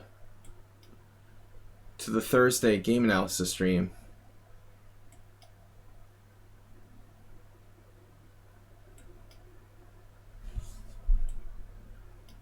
The force field.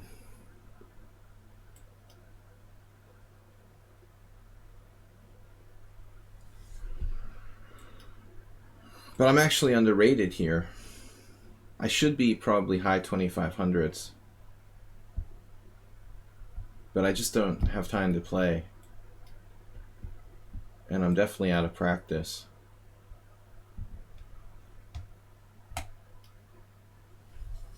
Please resign. There was this grandmaster who did please draw in a game I saw. He offered a please draw against another player. This is please resign. Björn Carlson, positional style.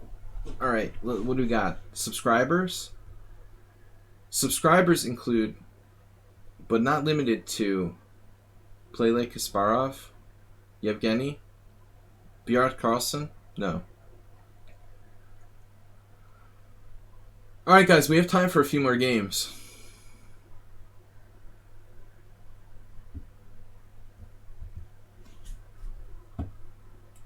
I would like to get my Blitz rating back to something respectable, but I mean now it doesn't really mean anything. But I mean it's ridiculous. This is like the lowest I've ever been in the last like 5 years since I had an account on lichess probably. At some point it's a little embarrassing. I just don't have time to play outside of the stream.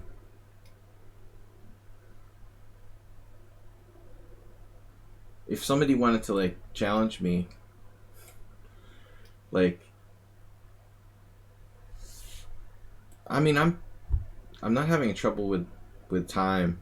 I just need to practice and play more. Yevgeny. I just need to play better, basically. I'm not worried about flaggers. I have enough time in 5 minutes. I'm not getting flagged. It's just a matter of practice. But something happened. I played a cheater and lost like 40 points or so. Like 2 weeks ago. You don't always get refunded your points. I don't think this player was caught, actually. I don't play a lot of rated games, though. We should at least get it back to 2,500.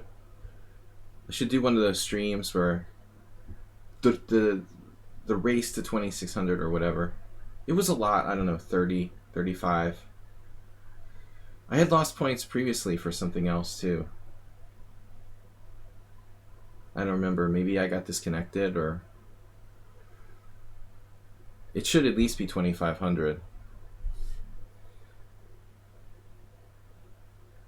What's up with this B3 move?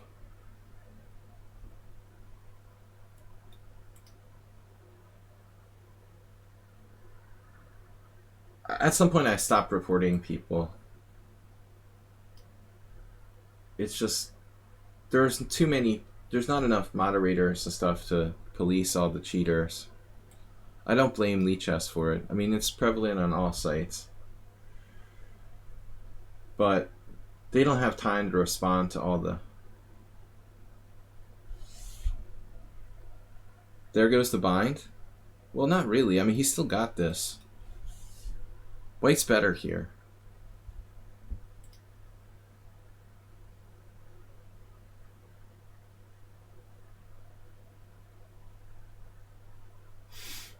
Don't start misleading me again. Prem is like making comments, but sometimes he's wrong, like yesterday's simul game. Tricked me into thinking that I was losing when I was fine. There goes the bind. Now I'm going to get overconfident with black. No, I think white's better. You know, this is not a great line for me. Not an opening you want to play with black for a win, by the way. I just try to draw normally. I'm in some trouble here. He played ideally. Yes, knight b5. I'm in trouble. Yeah, this is like perfect execution by white. I've got issues.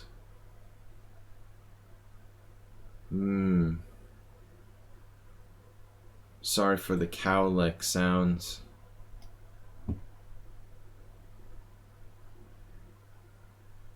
This just doesn't work. Yeah, I mean, very nice play by Yevgeny. I'm just toast here. Living in another world. Just down a pawn for nothing. Totally screwed this. He's like brutal. The last time I reported something, I wrote a very, you know, I tried to be very descriptive and thorough and got no response. It's like when I used to play on ICC, and at some point they just stopped. Years ago, they just stopped like even trying to catch people for cheating, I think. At some point, it can be just too much. Let the automatic thing catch as many people as it can, and that's it. You know, I played this guy 2 weeks ago who he played like 3 games in a row, where every single move he played was stockfish. I mean, if that's not a cheater, then I don't know what is. It's like the most obvious cheater I ever saw.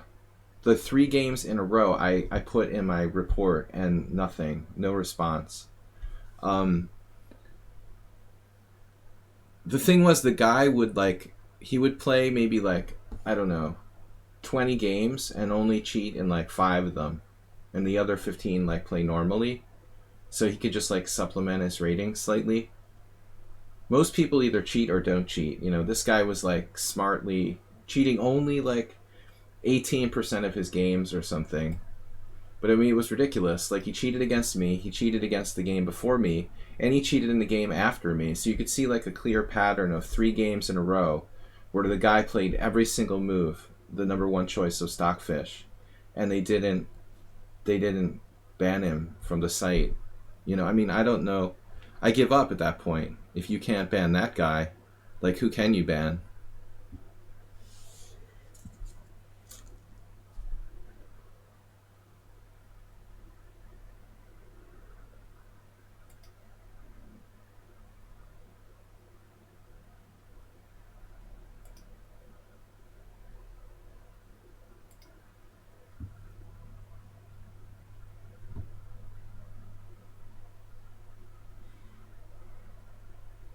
Like, seriously, they used to respect when I would report someone, and I just don't I don't even bother anymore. That's the last time I'll even bother wasting my breath. Where is Yevgeny?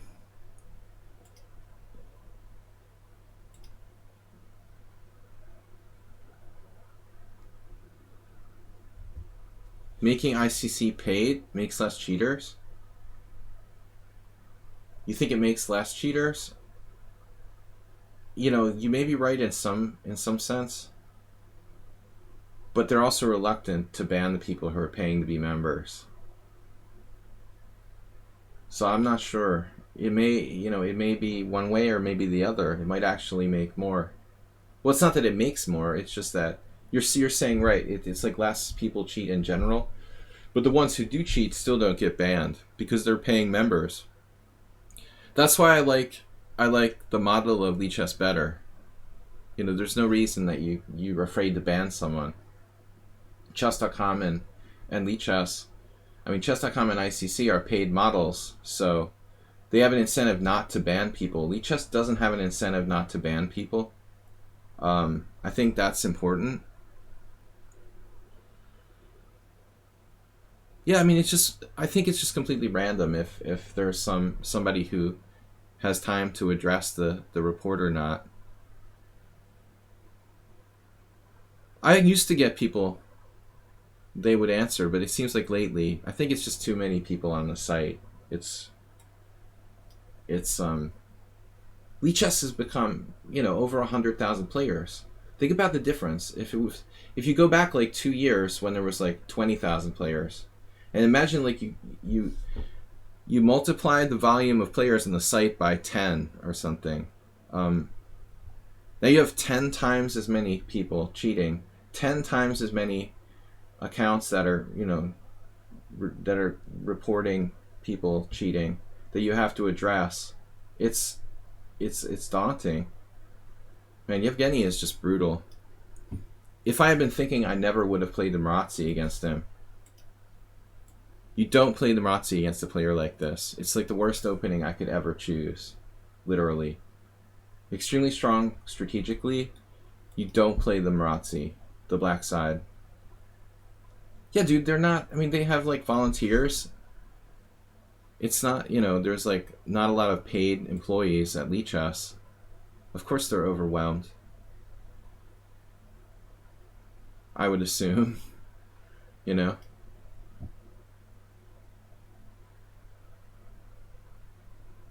No, I mean, the policy here on lichess is not to shame people, so you can't make lists of their names and stuff, which I agree with in principle. Plus, you know, the problem is that because I say somebody's cheating isn't enough evidence. It has to be, you know, confirmed by the site. I mean, I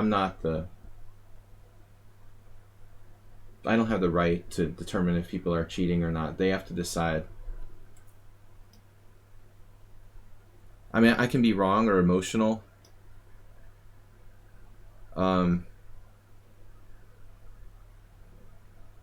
I've been wrong many times, but I'm right most often.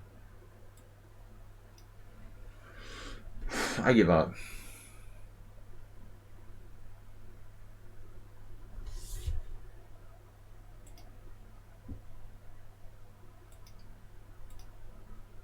But a lot of people have this attitude like, oh no, you can't talk about cheating. I like the guy who commented earlier that I banned. That's so boring talking about cheating. It's boring talking about, you know, COVID too, but it's like killing millions of people. I mean, a lot of people want to just turn their head away and, oh, let's just ignore that. Better not to talk about it or pretend it doesn't exist. Oh, I don't like the streamer because he talks about cheating. Yeah, I don't deny reality like a lot of people. Or live in a fantasy world.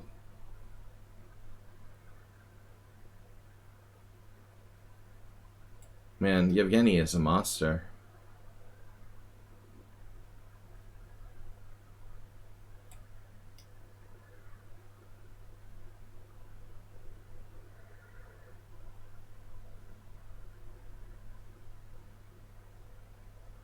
You don't want to play against this guy in any kind of tentacle. Ending like this.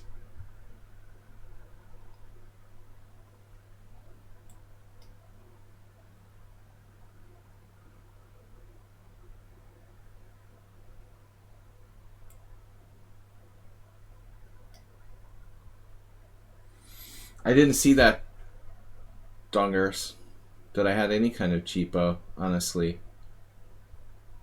But this is the most brutal I've been murdered in the Marazzi in a long time. I've played a lot of players like Schieberspieler over the board games against FIDE Master that I won last summer. I haven't lost quite a long time. But it looks like I'm going to lose this one. He played an unusual move, like F3 on move 10. Not that common. I'm not sure exactly. There has to be a way to try to take advantage of that move.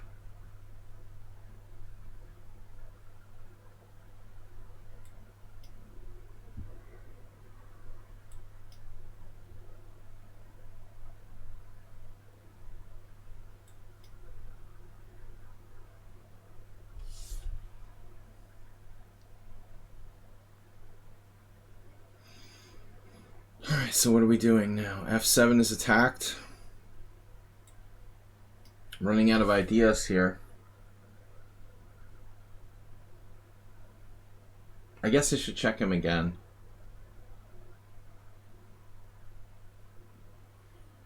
Well, yeah, you can't play... I mean, you can draw with strong strategic players.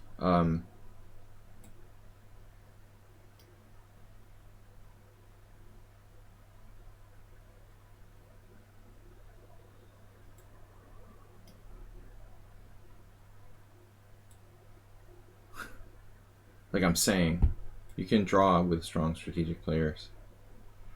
You can't beat them, ever, with the black side of the Marazzi. Okay, he should win, but he was like, you know, it's a hard technical win. In time pressure. Horrible game for me. Yeah, you know, you can't play the black side of Marazzi for a win unless you do something like freaky and tricky in the opening. Try to play some crappy, you know, scam variation. I was looking at this. Well, this actually started as a King's Indian, right? Okay. Yeah, so there's absolutely no chance now. Wonder if I can play knight c6 there, actually. What's that position? When you play castles, if I play knight c6, what is this? d5. Yeah, this is just a bad line. I can't sack a pawn with d4. I have to go out here. It's a bad Pano King's Indian or whatever. This is the variation. Everything is Kasparov. f3. See how rare f3 is? Queen e2, 2,000 games. Rook c1, 500 games. Knight c2, 400 games. And f3 is even less frequent than knight c2. I'm just not sure like what black can do to take advantage of it. Knight takes d4. What did I do wrong?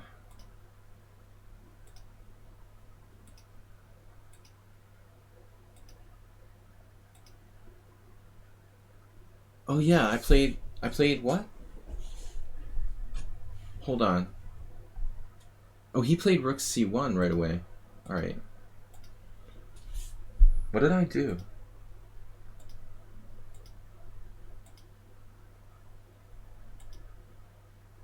Okay, so normally the queen is on d2 and he like tricked me. He played a3 here.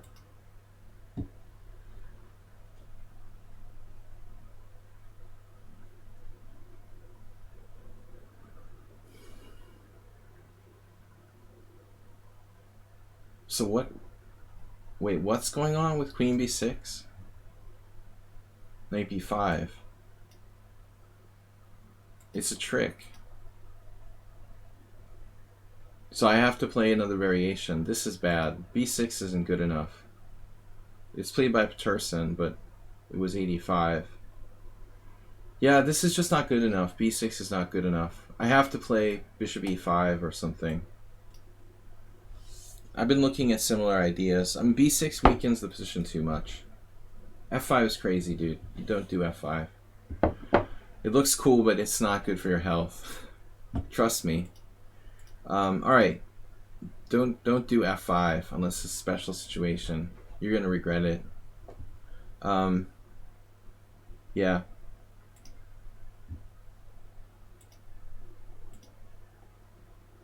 Alright, VR Crossan, sorry. Not a subscriber. We have to take the subscribers first. Play like Kasparov, Sadamasa. I've got time for maybe 2 subscriber games. Sorry, Virat, but I promised to take the subscriber challenges first, and I forgot. Alright.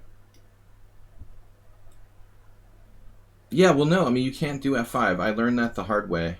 It's just not good. You just have hanging pawns on open files, and it's terrible.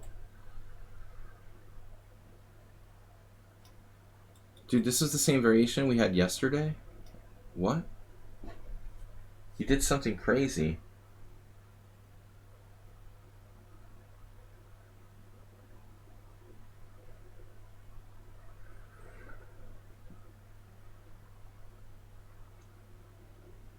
This is normal line.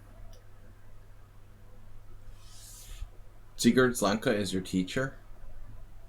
I never met him, but he's a well-known grandmaster. Latvian, right? All right, now maybe c5 is not good. This is the same exact position we played yesterday, or different? No, I don't understand. It's not the same from yesterday.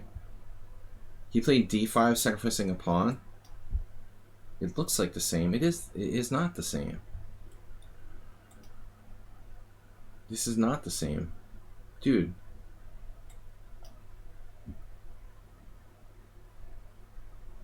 Yeah, I mean, I played the exact same game against him. Almost the exact same game yesterday. Maybe the move order... How can it be the same? You played e4. That can't be the same. It wasn't hanging when you played e4 yesterday.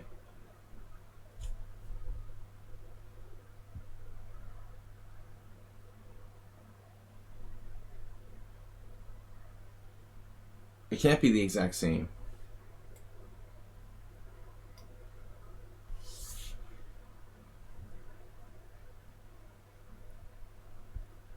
I mean, it wasn't possible to play e4.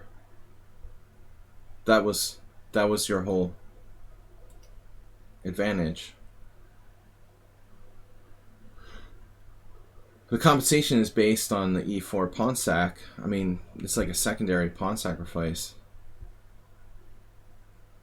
Now there's some kind of further support of e4.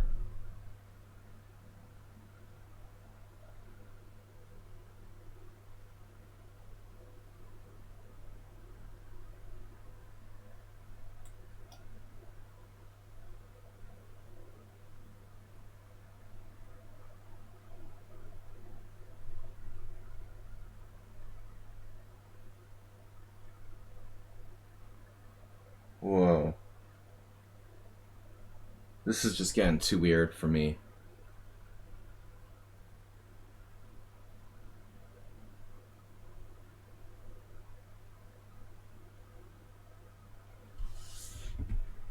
Well, it's definitely possible.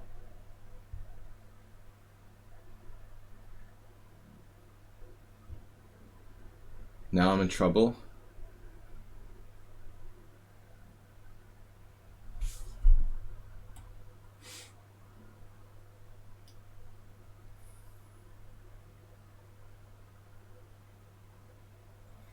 But you're more like play like Leela than play like Kasparov. This looks like a computer sacrifice. You don't like your position. It looks fine. It's identical to how you beat me yesterday.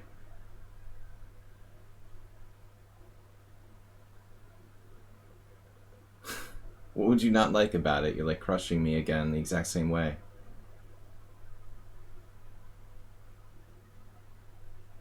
Oh, that's boring. I don't like crushing you in the same way every game.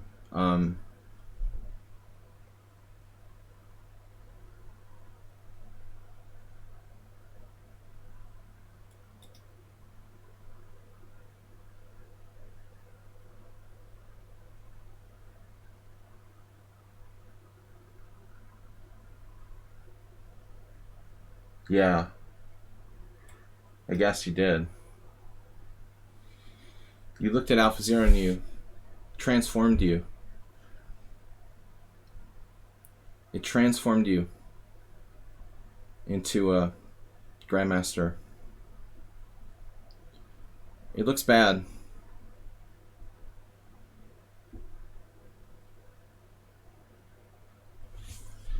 Sadly, this is my last game for today.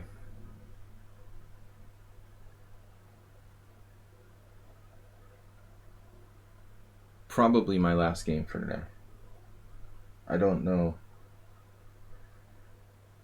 But it's certainly not fun. Not a fun day today.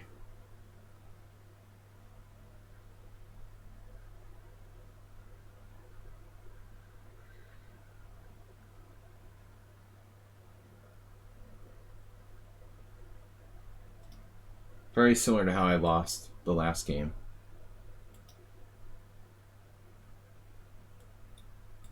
But I would never play this kind of line against a computer. It's based on the fact that I'm playing against a human. That I can go into a gambit line like this. Yeah, I'm just going to resign. I'm just going to resign. I don't mean to start another game. Let's just look at this. I resigned in equal position. I mean, I don't even know what to do. I played this type of gambit myself.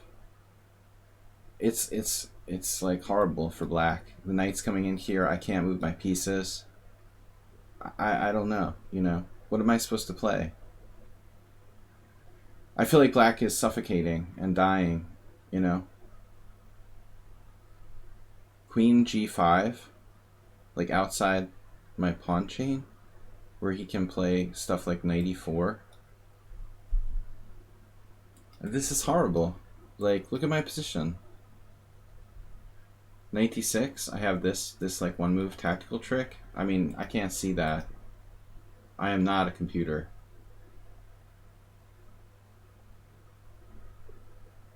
in like when I have 1 minute or something.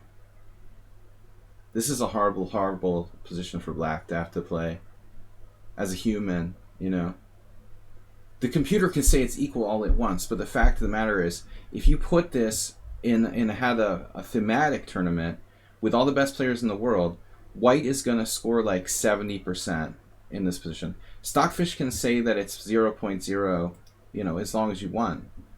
But I don't want to play this position. It's horrible for black. It's like practically lost. Very, very difficult for black to survive here. With the pawn on e5, knight on d6. Attacking chances on the king's side.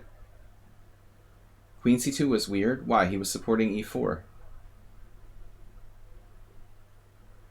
It may have been a tactical blunder, but he's not a computer. He didn't see that e4 is strong somehow.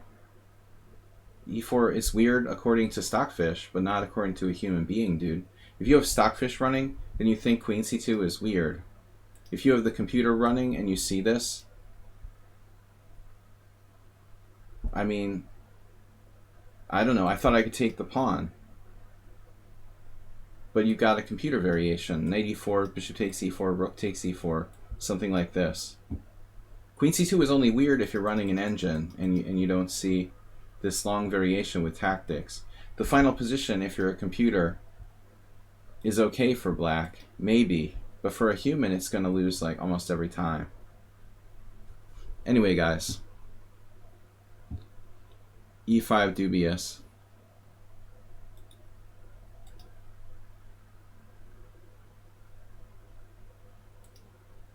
e5 dubious, I don't think so. It's like #1 move according to Stockfish. e5 dubious. This game is... I miss knight c6 because I thought that he has e4 and it's strong. But apparently I'm better off getting the bishop, you know, to e6 or whatever. And I can defend here. I mean, at least my pieces are out. I have good control of d4 and d5.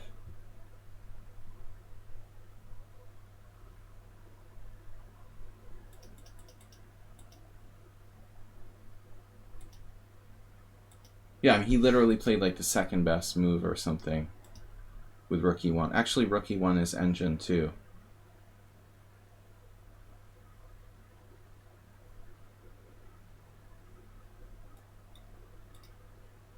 Why is it not seeing this? Oh, this doesn't work. I thought this might even work. Like e4. So rook e1 is better than queen c2. Rook e1. Now I have to defend very accurately.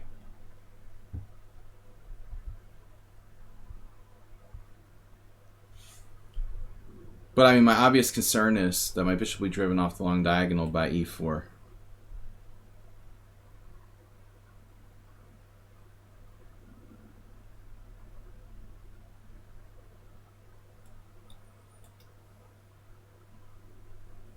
I don't think that queen c2 is a blunder. I don't know. He has to find e4. But it's, you know, a very, very sharp calculation required.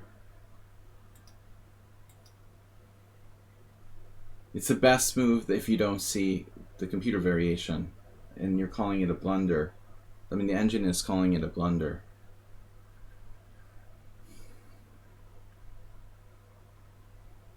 Difficult to justify that kind of annotation. And I think that what I'm getting at is that, like, we need a better way to evaluate positions for human beings, not for computers.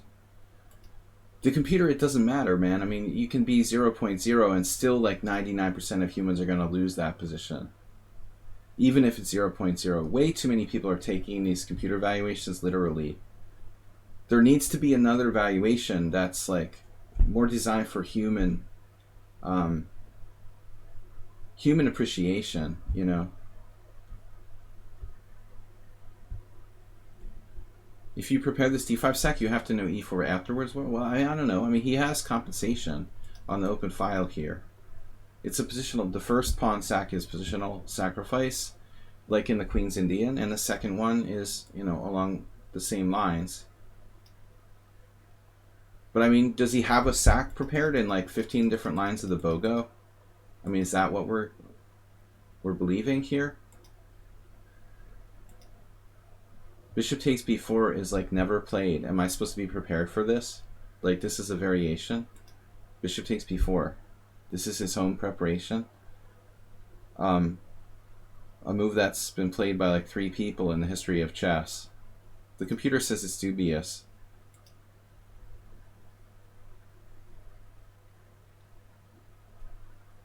Do you know you'll never play another game in your life in this variation except against me now? And you say that's your home preparation?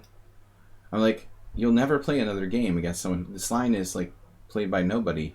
There's 3 games or 4 games in the history of chess from this position. You could probably never have another single game. And you actually like...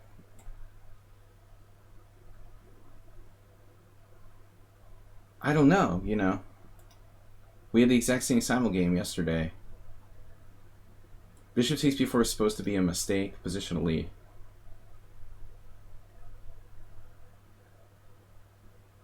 Did you make the analysis before the game yesterday too?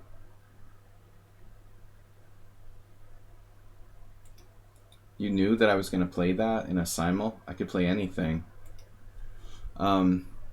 Yeah, okay. So you analyzed like the 20 different openings that I play with black, and you made analysis for all of them, or what? People literally don't play d4 against me because I play like 19 different things. Alright guys, I gotta go. Anyway, very interesting stream today.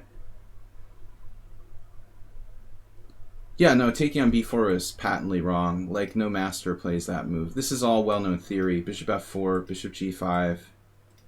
This is maybe like a computer on a bad day that just didn't evaluate far enough, probably. Basically considered by most players to be a mistake. But there may be some weird justification for this sacrifice. Anyway, guys, I gotta go. We're gonna be back tomorrow with a tournament, Rapid, at 6:30 CEST. I will see you then. Bye-bye.